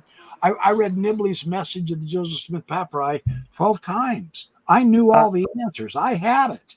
But the minute I saw it, Carrie. You're doing the Lord's work. I saw it even on the inside. yeah. Of course, I never wanted to be an apologist, so. Oh, well, you had brains. I didn't. Yeah. Well, my father used to get upset at me for the questions I asked. So. Yeah. Why are you asking that question? I just want to say this because I hopped on and I'm still, this is all kind of new to me as we've established, and all the, the papyrus and the first thing that we saw, the Reformed Egyptian, all this now. I don't know what to make of it other than, with 17 million members and $265 billion in assets, at least, Joseph Smith, well done. If you could do that off of this, I am legit impressed. Like there's only that's right. 2 That's where I see Latter Daily Digest in 200 years. I can't even like, I understand people who leave, and there are those who have had really traumatic experiences, but in my case, I can't help but be impressed that all of this culminated into an Let me just empire. explain something to you. If you had read To Young Men Only by Boyd K. Packer, you would not have such positive feelings. There's only 2.5 million active members. Let's tell the truth. Okay, 2.5. Still, that's more than I have. Okay. All right. True. And true. And 2.5 or 3 million of those includes the Secret Lives of Mormon Wives. Mormon wives. And the prognos, the liberal Democrats, and the bastards, and all those. Yeah, that's more swingers too than I have right now as well. So still, like, it involves PMOs and Listen, Expos, in the church that I'm starting, 2.5 million is the number of swingers alone. That's just where we start. Okay, all right. Hey, can we be the quorum of 7? Sure. Yeah. All right. We make up whatever you want. We're the presidency. We're the president. Let's go home. Yeah. I'd like to know. Oh, go ahead. Sorry. I was just going to make another joke and say I feel like Creed from The Office, where he says, "I've been both the leader of cults and a follower of cults. You have more fun as a follower, but you make more money as a leader." That is one of the best Creedisms ever, and I quote it all the time. I just came here to hang out, and now apparently we're starting our own cult. So here we go, I guess. It doesn't get better. Wait a minute. I'm selective with who I bring into my cult. First of all, I want to know how many of you are swingers. We'll take care of this after the meeting. Hiding down by all my ancestors from 2 million years ago were swingers. That's all I know. All right. The king of the swingers, the jungle VIP. Hey, Rob, tell us about this last. The last thing I'd like to do is ask you, gentlemen, what documents do you think should have made the top 10 list but did not? And then I have a few suggestions that are written on the thing to include the 1826 Bainbridge trial documents where Joseph was arrested for treasure digging. Okay.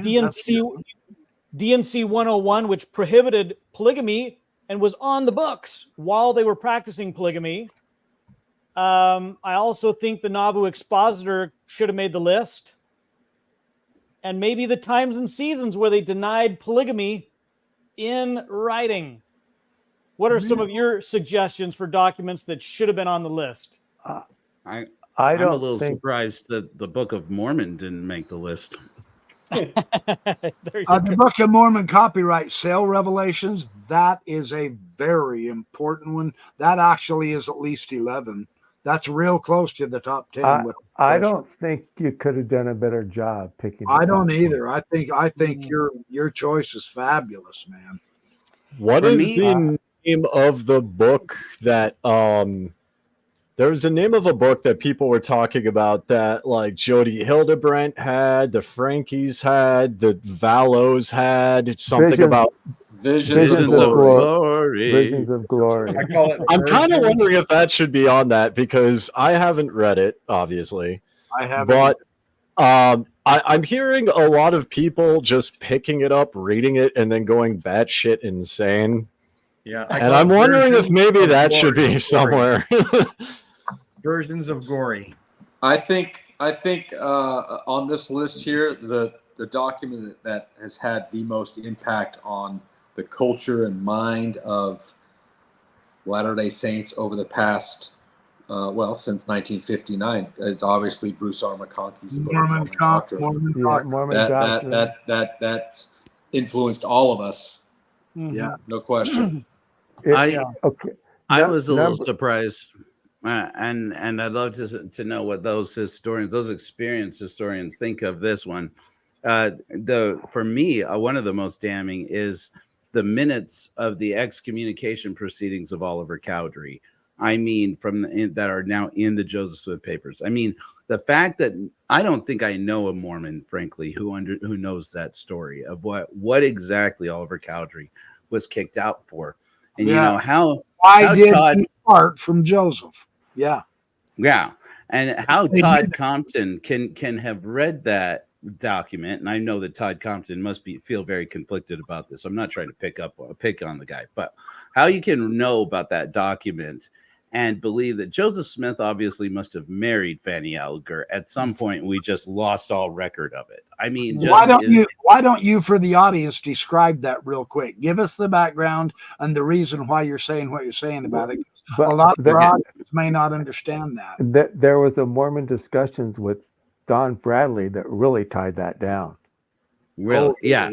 I was curious if somebody would mention the Don Bradley thing, because that's like a whole other thing. Okay. But real quickly, so the excommunication minutes of Oliver Cowdery's excommunication in absentia, where he testifies basically by letter, is where the origin of the nature of this claim that he said that Joseph Smith was guilty of a dirty, nasty, filthy affair that was described alternately in other documents as a scrape, and so therefore was not an affair, obviously. And I just find it laughable that in the end, if you read the document of the minutes of the excommunication of Oliver Cowdery, because he was excommunicated for a lot of things, they brought various charges against him, primarily stemming from the fact that he sold his house, which you wouldn't think is such a crime, but it is if you're living in communism. When you're living in communism, in communism, property is theft. I mean, and he stole his house and then went and from what I understand, hung a shingle to be a lawyer in the next town over. He had abandoned the cause, but the fact is, at the end of the day, he was found guilty on all charges, including the charge as listed in the minutes is that he had accused Joseph Smith of adultery.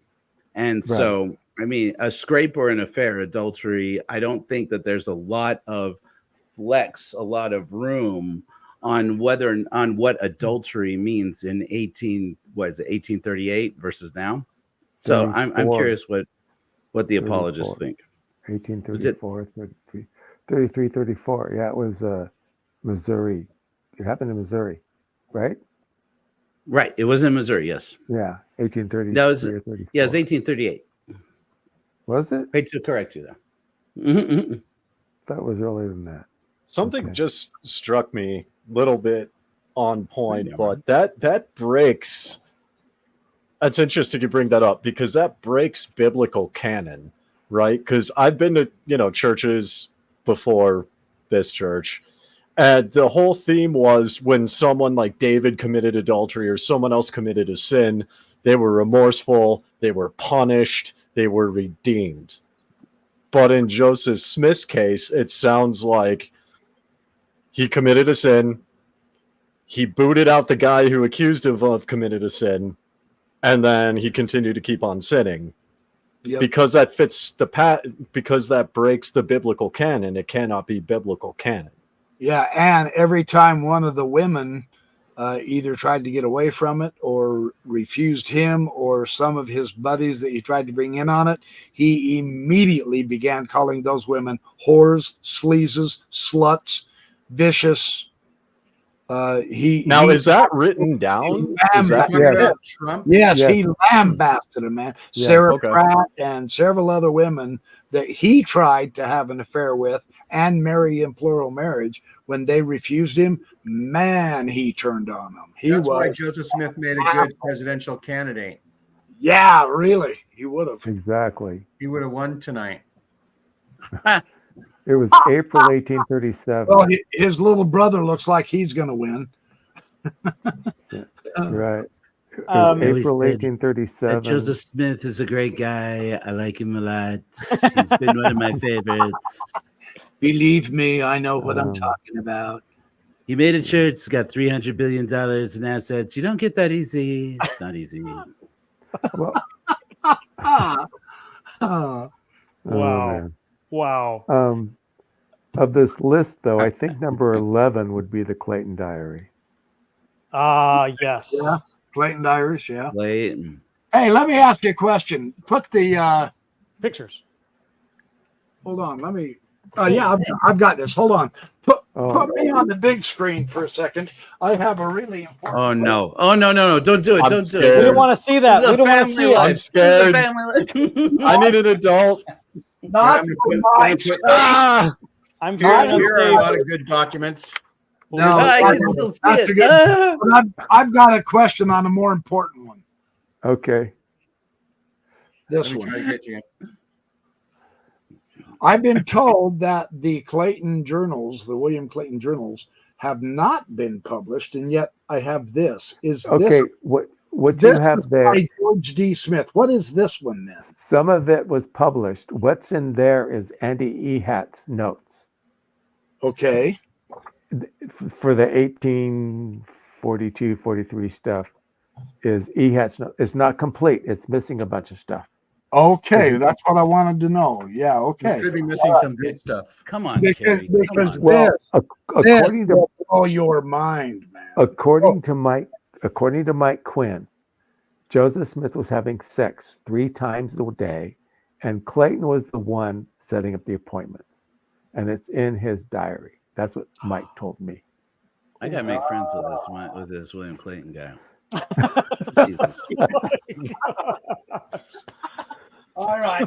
Oh, yeah.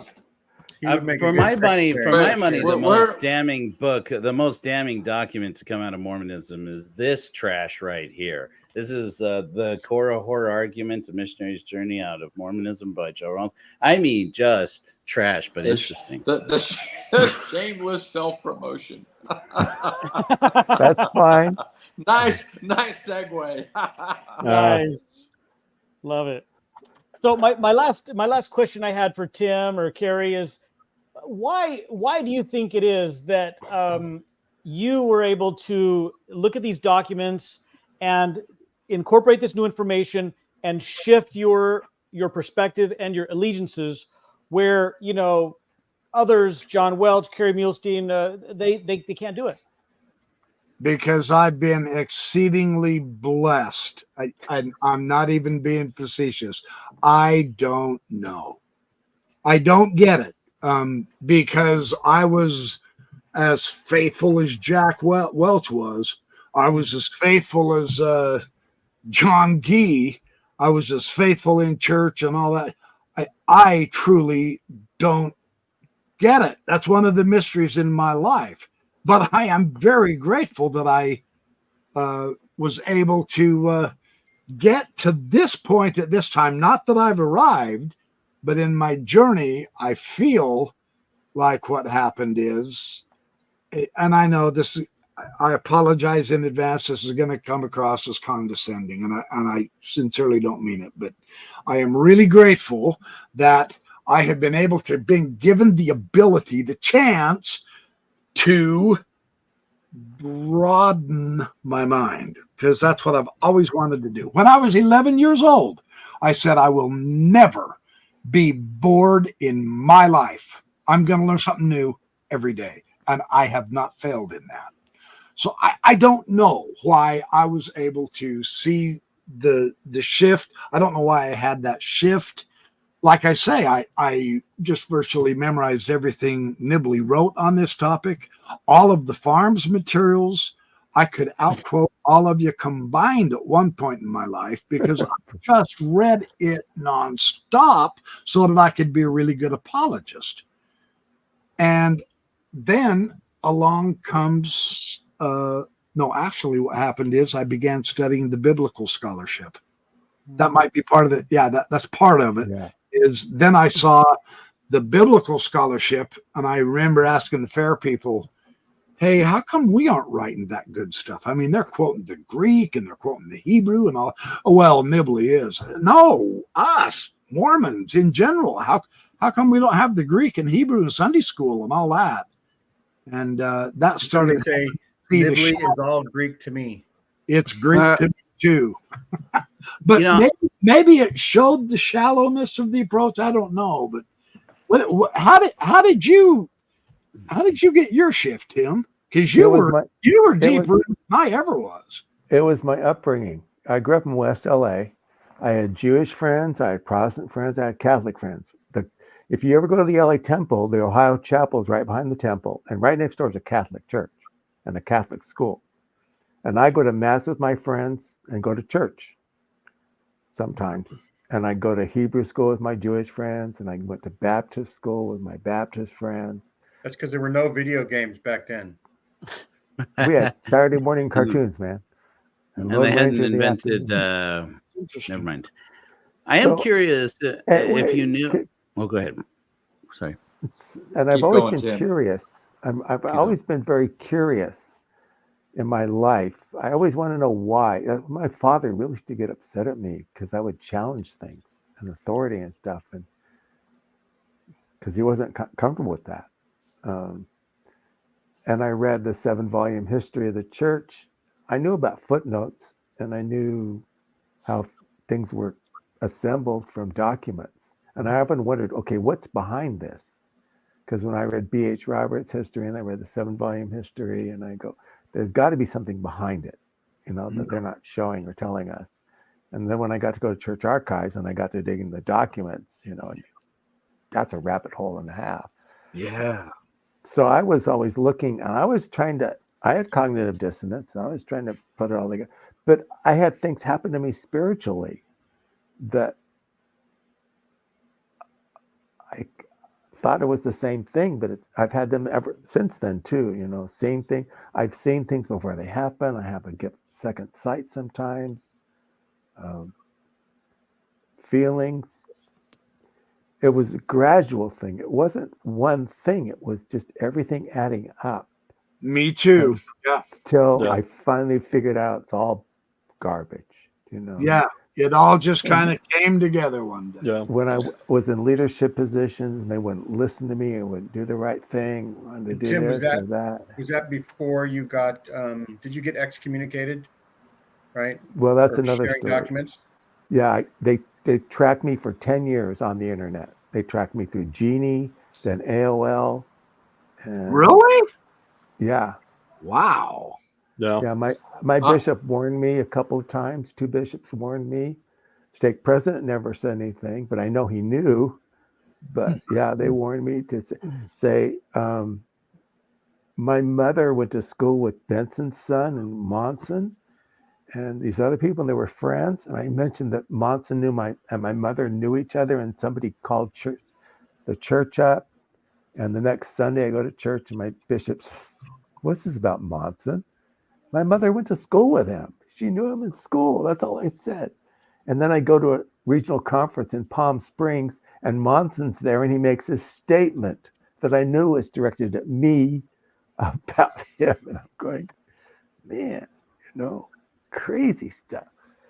I'm so tired of being compared with Tim Rathbone. I'm told that we are friends. So what's your question? What's your question for me? Is that me you're talking? Before you say that, Exmo Joe, Carrie and Tim both just hit on an important thing that I just want to bring out. I think in this experience, I think it's this idea that something tells us that this formula we were given from birth isn't working out properly. It's this A plus B equals C. It's not, there's something that doesn't quite right. And I think the key element in causing this change is, and this is how it was for me, it was, I finally just had to sort of, you could even say it, humble myself and say, could I be wrong? And as soon as I asked that question, could I be wrong? It's like, I'm just going to look at everything and the world opens up.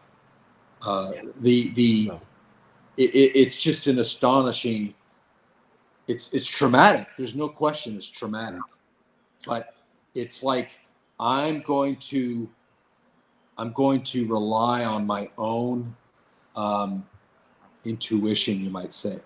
Could I be wrong? And then that causes the shift. Yeah. And I think this is what I was trying to touch on earlier, and it all stems to, with everything going on that's been discussed tonight, why do some people leave and why do some people stay?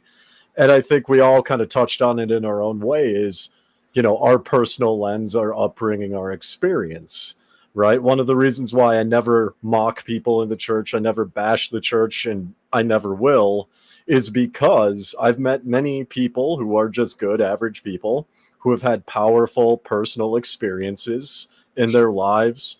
And when they see these documents, they're like, well, I'm not an archaeologist. I'm not this. I'll let them deal with it. But it brings me and my family closer. But on the flip side, somebody else in a different perspective, they may still be, you're all great people, and good people in the church ask themselves a different set of questions because it's not working for them. And then that's why they leave. And I think, in my opinion, and I might get some flack from this from someone somewhere, but just outsiders in, I think both positions are valid. And I kind of take the more Eastern approach of, I take people's experiences for what they are. Their feelings and sensations are valid, whether I agree with it or not, whether they choose to stay or choose to leave. And I think I can learn something from both sides. Sure. That's true. You can learn something from both sides. Yes. I think that the major difference, though, Dave, is that you're not looking at a person. I'm just going to go ahead and speak for everybody. I'll play Oliver Cowdery in this situation here. I'll speak for everybody. Excommunicate him. Kick him out. No, wait, we were kidding. Come back, Oliver. Can't get me twice, baby. All right. Now you're bragging. Hey, I mean, if what I heard is true and Oakes becomes the prophet next, he might.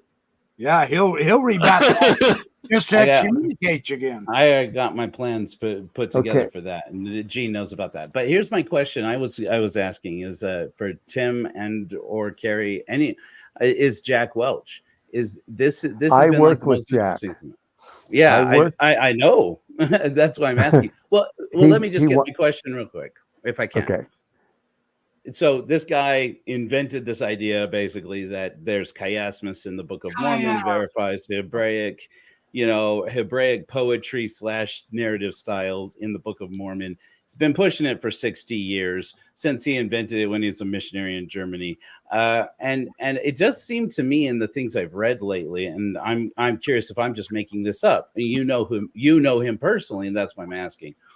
Does it seem to you like Jack Welch must be smart enough to know that this whole chiasmus thing doesn't pan out, that even inside the Hebraic form, the Book of Mormon doesn't pass muster with its chiasmic structures? And that's why I'm just Okay, asking let that. me answer that question from my perspective, and then I really do want to hear what Tim has to say. It has nothing to do with is he smart enough. That's irrelevant. Now, that's the image that the Mormon apologists want us to have. Look, even smart people can believe this, so therefore it must be true. It has nothing to do with smart. It's like I was saying, though. There's no other way to describe this. You almost have to live through this to get this. They can't see it. To Jack Welch, that is such a personal part of his life experience where he influenced Bible scholars. I mean, world class Bible scholars with this chiasmus thing. And one of them told him, well, it's proof that the Old Testament is true because it's a Hebrew literary form. He went on, and I was just looking for it. He went on to produce a book, Chiasmus in Antiquity, that entirely undermined that whole argument. Chiasmus is not just Hebrew. He found scholars, and they contributed to this book, and he has since found scholars, including Mormon scholars, who have found chiasmus in Mesoamerican texts, in the Popol Vuh, who have found chiasmus in the Doctrine and Covenants, who have found chiasmus in the Book of Mormon, who has found chiasmus in Dr. Seuss, who has found it in Moby Dick. It is in the ancient Ugaritic literature. It is in the ancient Mesopotamian materials. It is in the Egyptian texts. It's not Hebrew. It doesn't confirm the Book of Mormon being ancient. Does that mean it's ubiquitous? But you can't see that because it built so many testimonies, mine included. Oh my God, I gave firesides on chiasmus. I was finding them right and left. I found chiasmus in the witnesses' testimonies. But if you're that invested, and he got blessings from the general authorities to spread the word. Oh, the Book of Mormon's so true. Thank you, good brother. When you get a general authority shaking your hand, looking you in the eye, putting his arm around you, and saying, man, are we so grateful the Lord has sent you to us and keeps you in the church. Tim Ballard felt like that. You can't walk away from that. So no offense to Jack Welch. He is way beyond me in intelligence in some subjects. But he can't see it. So there's no fault finding. But he can't.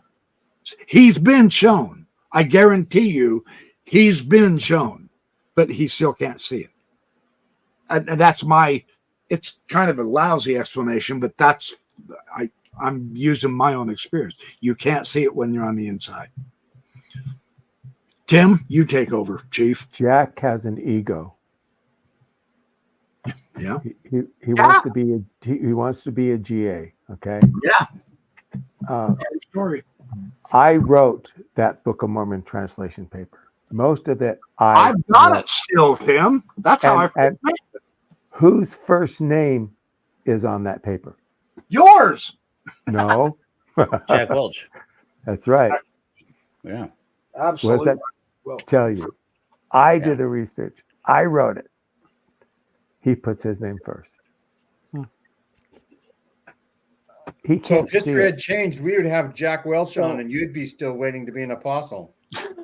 Can I ask you about that? Can I ask you about this, about the language model, usage to try and improve that it couldn't be, that the chiasmus couldn't be accidental, basically, which I didn't really understand that as being a major part of the question. Go ahead. I don't know that much about chiasmus. I didn't talk Oh. to him that much about. My goal was to do the chronology and write about it and pull everything together. That's what they hired me to do. But Yeah. he can't see it. You know, there's people in the world that can see things. There's people in the world that can't. I mean, there's basically 4 personality types, and depending on your personality type, when you finally figure things out, you're going to see it, and it's just going to be like a boom moment. And So I anyhow, figured he's too I figured steep into the church. When they're invested like they are, you know, sunk cost fallacy. They can't see it because it's their life. You know, Yeah. I mean, it was my life for a while too. But then when you see the cracks and when a lot of things go wrong, and I knew of things that happened, that things weren't taken care of, that I called anonymous pep lines to get them taken care of because leaders weren't taken care of. I mean, we had one family in the church, the guy was molesting his children, and I found out about it, and they wouldn't do anything about it. Then after I left, after I was excommunicated and moved away, my kids, yeah, they arrested him, and he's up in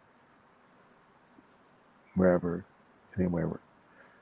He's in prison for the rest of his life. You know? well, so we could talk a little bit more, but at first I would like to thank Rob again for coming up with this idea for a presentation. Thank you, Rob. Oh yeah, that was wonderful, Rob. Really true. This is amazing. I agree with your choice of documents too. That's sharp. I do have a question because this is kind of on the back of my mind because I'm not familiar with this individual, but I trust him when he says that this gentleman has an ego. This is his life. General authorities are applauding him, praising him, maybe even paying him. What if it's not a matter of he can't see it? What if he knows and just doesn't care? Is that a possibility? That's a possibility. That is an option, yes. Okay. Yeah, and that's true with all of them. I know for a fact, Dan Peterson has been shown the fatal problems to so much of his evidence and arguments, and yet he's still believing, he's still writing the same stuff, he's still trying to present firesides being the Mormon savior hero, so to speak. And I'm not trying to mock him either. He's trying to help people save their testimonies. And so he keeps bringing up the same old, tired, already totally refuted arguments that he uses in favor of the Book of Abraham. And he knows that Dan Peterson, and yet Dan Peterson, Ron Prittis and myself were all in the LTM at the same time. Dan and Ron went to Switzerland. I went to Germany, you know, and I could see things then with Dan, even back then. Isn't there a statement or saying that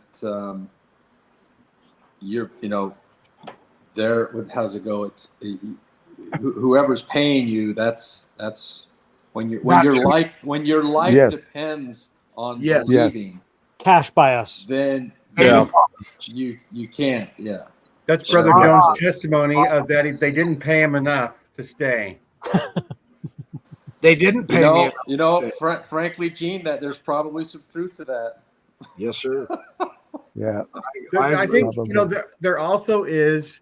It's a great this point. is what I think it is that a lot of the upper echelon people think that the average ordinary Joe, Exmo Joe notwithstanding, thinks they think that they need the crutch of Jesus in order to survive on earth, and they are just helping people come to Jesus, and Jesus is the cure-all for the lower level people that are their lives are mundane. Yeah, but the Mormons don't take it to Jesus. The Mormons, apologists and scholars, I'm sorry, I know I'm going to offend some of them, and they'll probably even respond, but they do not take it to Jesus. I have that on personal experience and knowledge too. They take it to the Book of Mormon and the Living Prophet.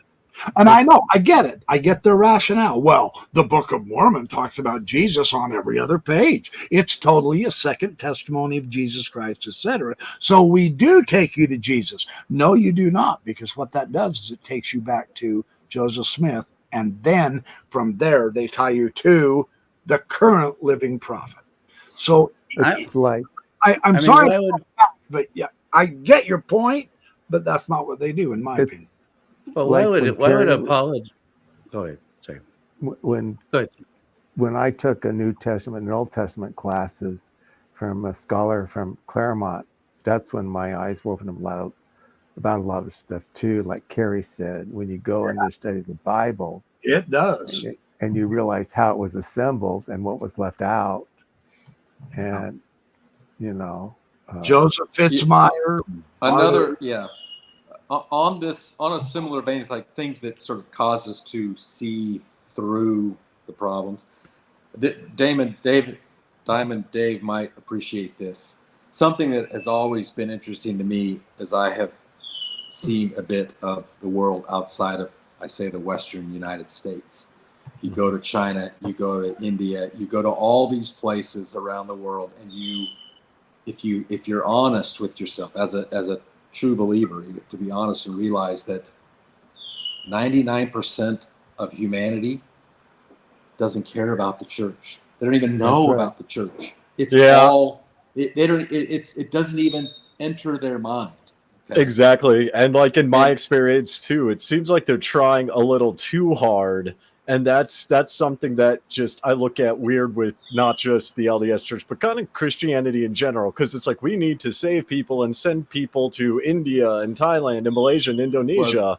But the difference is like you go to these cultures like Exmo Joe, I'm assuming you're not a Hindu, but the difference between me and, like an LDS apologist is they will try and debate or try and prove themselves right, where I'm like, oh, you don't live a Hindu life? Okay.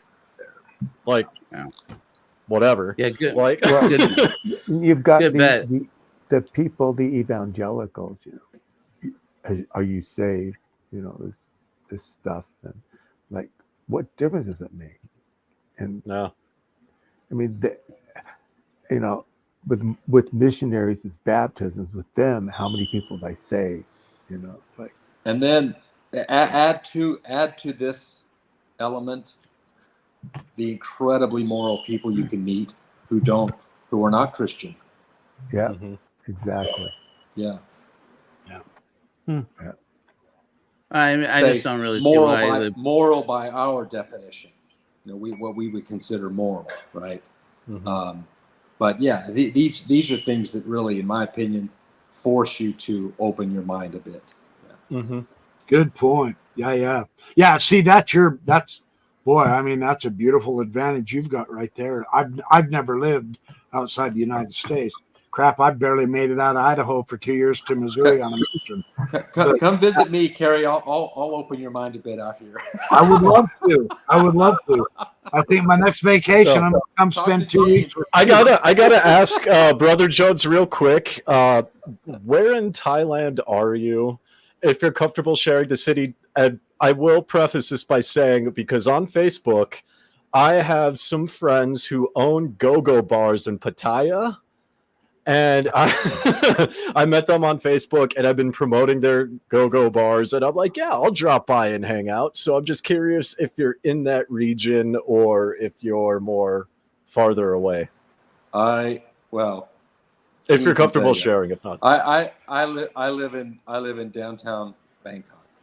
Okay. I'll just leave it at that. Okay, that's all I really wanted to. Okay, I know a couple go-go bar owners out there too. Exmo Joe, you want to tag along? There's some pretty girls. Offline. We can talk I offline. didn't say anything about any go-go bars.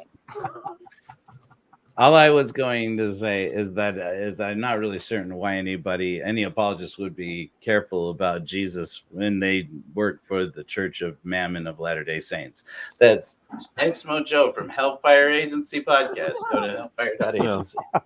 And I'm Diamond Dave promoting Go-Go Bars on an XMO channel. I need you two to be my managers. Would you do that? I need you to promote me, man. Yeah, we're gonna polish up your skills, Carrie.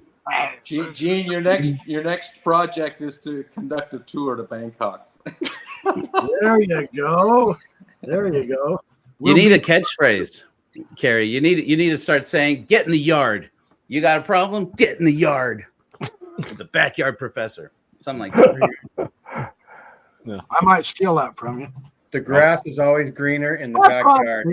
My problem is, I'm old school. I mean, I'm in my 60s. I can't think as sharp as you guys. You young guys are like a breath of fresh air, man. Well, and I mean, the trick with like that, and I think Xmojo, from what I've seen, kind of has the same vibe that I do, because there's a lot of YouTubers and a lot of promoters who do like explosions and like in your face yelling and screaming, and that's at least not how I operate. It doesn't work for me. It's just more of like, you look at my gaming videos, it's like, yeah, come hang out, elevate your music, chill. That's kind of more of my approach, and I think that fits better with what you guys are trying to do than Mr. Beast.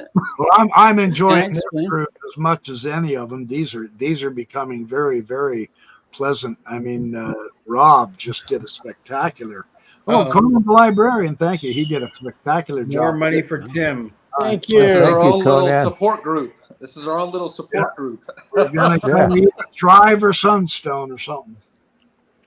Tim gets more money. Yeah. Well, I'd say the cult of Gene. Okay, there you go. Tim, you've been nominated. Thank you, Conan. I don't nominated for what? I have an office of vice president, do I? I thought I'd be more like the gatekeeper or something like that. Who nominated me? Wait, what did he say? He said, I voted for Tim Rathbone for president, BYP for vice president. Yeah, we're going to need to move to Thailand. You got some space.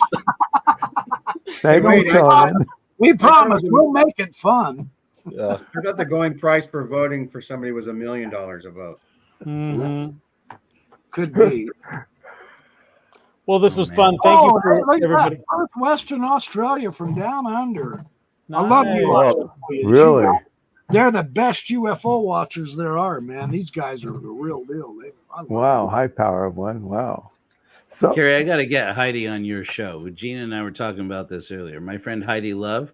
I told her, I said, you should. I said, what do you know about LDS Daily Digest? She says, who? She's an ex-Mo evangelical. Runs a conspiracy there. Gene Judson, man, get the word out. Yeah, that's why I do it every day, man. I'm out here preaching the word of the cult of Gene. I'm doing it right now. I swear Gene is doing witchcraft or something, because I've said this before, but Gene reached out to me on Facebook and he's like, hey, would you ever want to come on my show? And I'm thinking, you promote small content creators and I got over 115,000 followers. No, on Facebook. No. Like 2 weeks later, here I fucking am. Here you are. We love it. We love it. You will be assimilated. Yeah, you guys are cool. You guys are cool. The thing that motivated me to ask that question, though, and I know we're trying to wrap things up about Jack Welch, is that they have a conference about. They have a conference just for, as you know, just for chiasmus in the Book of Mormon, and they have like Jeffrey R. Holland speaking at it, just recently. And it was, not that Jeffrey R. Holland is impressive, but he's got nothing else to do. But the thing that was amazing is they got an attorney, I think is a member of the church. He seems to be well known, to come up and give the contrary position to the chiasmus. So he's got a cohort in front of all these Mormons about this, specifically about chiasmus, and gave just a knockdown argument. I mean, he almost looked apologetic. Like, he gets up there, you can tell this guy is like a high power attorney, and he gets up there and he just says so the whole point of chiasmus is that by the time you get the reverse parallelism, you're supposed to have gained something insignificant and profound in the reverse parallelism, and that's not true about the chiasmus in the Book of Mormon. And I'm like, oh shit! And then, wow, that's pretty. I mean, I'm like, damn, just like that guy? And you can tell, Jack Welch is just sitting there, smiling, looking at him, smiling. And I'm like, okay, so either it's eating him up inside, or he's just can't even hear it. guarantee it's eating him up inside. Ah, I Well, guarantee. I don't know how I feel about that because I don't know him personally. Maybe, because Well- like we all know how badly that cognitive dissonance can burn, right? I mean, Yes. to Yes. Dave's point, every person in this panel was that person who said, That's right. "Look, it brings good things into my life. I believe my family is forever. I'm going to be reunited with my mom and dad, and I will ride on that a priori logic, unless, of course, something terrible happens, like turns out Joseph Smith was a liar or something. I mean, what are Right. the odds? I'm safe. And when you find it, when that cognitive dissonance, has been sitting there in the pit of your stomach for long enough, it hurts, man. The most cold-hearted cynic like me, it hurts. There's a grieving process. I tell people all the time, some people leave church and go to another church, and Yes. I don't besmirch any of them, or start their own church, which I'm Yes.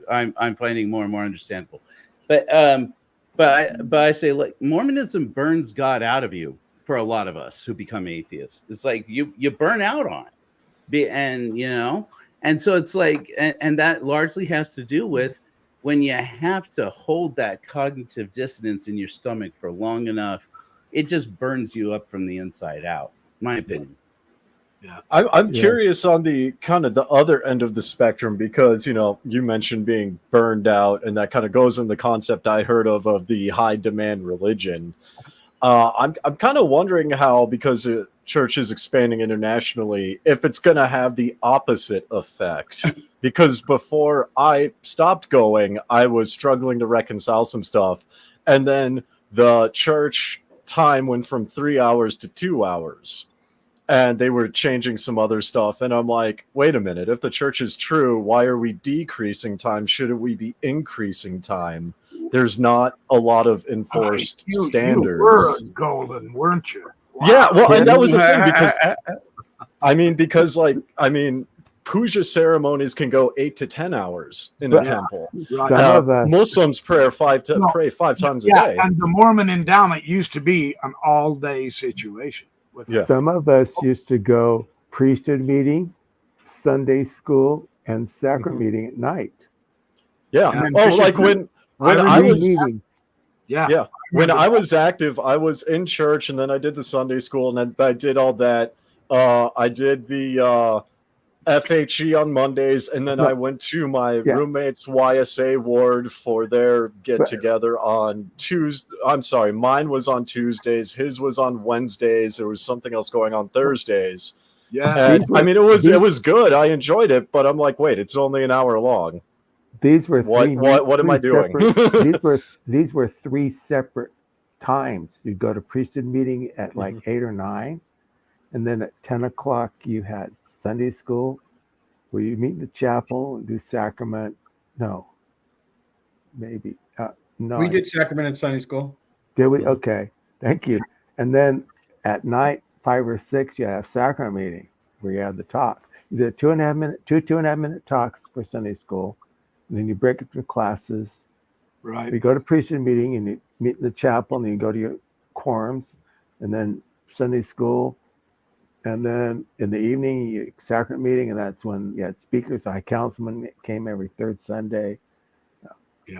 That was a lot of church. Yeah. Yeah. And the way it is now, and see, back then, that, at least in my lens, that makes sense. But from an international lens, with things decreasing and being more, I don't know, user friendly, for lack of a better term, I kind of struggle with seeing it as a high demand religion, just because of my experience. And that was one of the things I couldn't reconcile is, again, if this is true, should we not have more church? Like, I was advocating for 5-hour churches when they're like, oh, they may go from 3 to 2. I got everyone mad at me. Everyone was mad at me. And I'm like, wait a second, why? They may go to 1 hour. I They may go to remember 1 hour. as an apologist, I said, my gosh, what do you mean we're only going to meet together for an hour in this email list? Why don't we make it half of a Saturday? And they all just about killed me. Yeah, exactly. I got flamed, and I'm like, wait a second. More church. This is good. We love church. Like, Yeah. I was the same dang way, actually, as an apologist. And, but now I'm the same dang way, just with great people like you guys. No. See, we're at 2.5 hours, and I feel like we just started, other than I took a, potty break here a little bit ago, but I You could did. make it back because my age. That's Yeah. what that was. Well, let's wrap this up and schedule another topic. Let's I think do it. we Let's all do have it. good dynamics here. Yeah, who's next to present a topic? Shall we pick now? Because Gene's got something fabulous going here with us, I think. Who wants to give a topic? I think the spirit of revelation will fall submit. upon me, and I'll call somebody to do a topic. Okay, cool. What's If it's happened me, so I far? might say no. It depends on my schedule. You're not allowed. The spirit of revelation, you have to accept the calling, man. Here's what we're going to We do. gotta get Debbie. We gotta get You Debbie in can't here. say no. 4 years from now, I try to make it because you guys are cool, and like I said, I like to learn from both sides and kind of throw in and ask some questions. I'm planning a show right now. 4 years from now, when Diamond Dave is a 40-year-old missionary for the church. And, Okay, first of all, it's 5 years. 5 years. 5 years. I'm 35. and able to do social media at the same time, he'll be the first missionary currently serving. No, you know missionary. what? No, what? Come on, I'm that's actually not a on missionary. board. I'm on That's board not with a this. missionary. I'm gonna call myself to the go-go bars in Exactly. Thailand. I'll be preaching there. It's just if you Jesus need me. would be right there with you, right? When, Those are his kind of people. I'm just going to state this for all those people out there with social media on their missions. Let me explain to you people what a missionary is. A missionary is a boy sitting there in his suit because his luggage was left in Lima when the plane that took him to Mojobamba and landed in the Amazon jungle and told him, oh, don't worry, I'll bring your luggage on the next flight out. And then the landing gear broke on the plane when it landed in the jungle and had to sit there in his suit and in one pair of garments and in that white shirt for about 2 weeks until that man raised enough money to fix his landing gear to fly back to Lima and get my luggage. Oh And my! then you're sitting there on Facebook messaging with your friends from high school. Well, I couldn't talk to my mother but twice a year. Right? tell me you're missionaries. Exactly. I will rejoin the church if I get a knocking lifetime. on doors 8 hours a day, getting them Oh, at slammed least. in your face, getting a cop in Paderborn, a cop that hated the missionaries. We Every used- time he saw us, he'd pull us over and razz us. Naked Amazon Peruvian girls chasing you around There's from your place next to place. I mean, just podcast, horrible. Gene. Just horrible. Yeah. There's your I podcast, we used to Gene. dare each other who dared. We used to dare each other who dared put their foot in the door when they went to slam it. to keep Missionary it open. stories, is that what you're saying is the next? Yeah. that's good. Talking I- to Nazis and hearing their Because war that'll- stories was That more will fall exciting. right in line with the movie Heretic. Right. I will say It opens too. tomorrow. It opens I hear it. Thursday. I will say I'm planning. too. I'm going to. I'm Oh, going to go go ahead. see it probably Tuesday. I'm going to go see I'm going on Conclave Sunday. tomorrow. Yeah. Cool. I will say too, real quick. I've been to Lima as well in 2005 with a high school missions trip from Grace Church of Eden Prairie. Since I play both sides, I'll make people an offer. Since I'm still technically in the church rolls, I'm a free agent. You get me a lifetime supply of Inca Cola, I will either renounce my thing or rejoin. There's 'Cause Inca Inca- Cola here. Whoever What? There's a the restaurant. highest There's a offer. restaurant 2 blocks from me that sells Inca Cola. Was it La Calieta? Because that's where La I get Calieta. mine with my. I'm in Provo. I'm in American Fork. No, this Okay. is the one you can get it. You can get the Inca Cola that's bottled in Cajamarca. Sounds Is it a like lifetime supply and you're a free? group. Eventually, Yeah. Let's Are you thank guys going Robert to one the more- tribe one last on time. Saturday? Let's give Robert a few minutes or so. Thank you. And Yes. Robert, let us know what you close it thought out. about our conversation tonight. Well, let me have the final word and answer my own question about how it is that some people see these types of documents and make a mental shift, and others just can't seem to do so. For me, it started with a life coach podcast. Now, I would have had zero respect for life coaches, but a lady in my ward said, hey, this is a really great life coach. She has a podcast. It was called How to Deal with Difficult People. And it was about right at Thanksgiving time, when all the families and relatives came. And I listened to that, and it blew my mind. And that led me on this journey of studying neuroscience and how the brain works. And I started learning about, bias, cognitive dissonance, logical fallacies. And I believe that I got into the church or stayed in the church for emotional reasons. And then I found rationale to justify, or gymnastics that would justify things. But as I started learning more about how the brain works and how my brain works, I realized that I was able to take a step back and look at myself and realize that whether it was the Book of Abraham or the priesthood ban or the LGBTQ policy or you name it, that in each instance, I was choosing the least probable rationale when all of the evidence, the preponderance of evidence, was stacked up against me. And yet I continued until my wife actually came to me and said that she was going to leave the church. And I, for the first time, felt emotionally safe to say, well, I'm actually in faith crisis. And but I think for me to overcome that emotional connection I had to the church with a lot of difficult emotions, and then being able to gain some self-awareness really helped me, as well as having a family system or a spousal system that I finally felt like it would be safe to question. I think that's nice. Yeah. That's very helpful. I I really, have that too.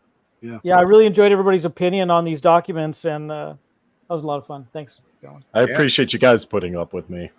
Oh yeah, we love all you guys. We love you guys. It's good that You're welcome share. back anytime except next time. Whoa. Wow. So anyway, we'll end the show right now. People, if we want to stay on for a little bit afterwards and say hi and goodbye and exchange phone numbers or anything. Okay.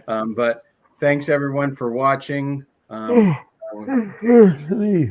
2 more months left in the year. Groaning. Great rest of the year. All right. Bye-bye. Bye. Bye-bye. Bye. Take care, everybody.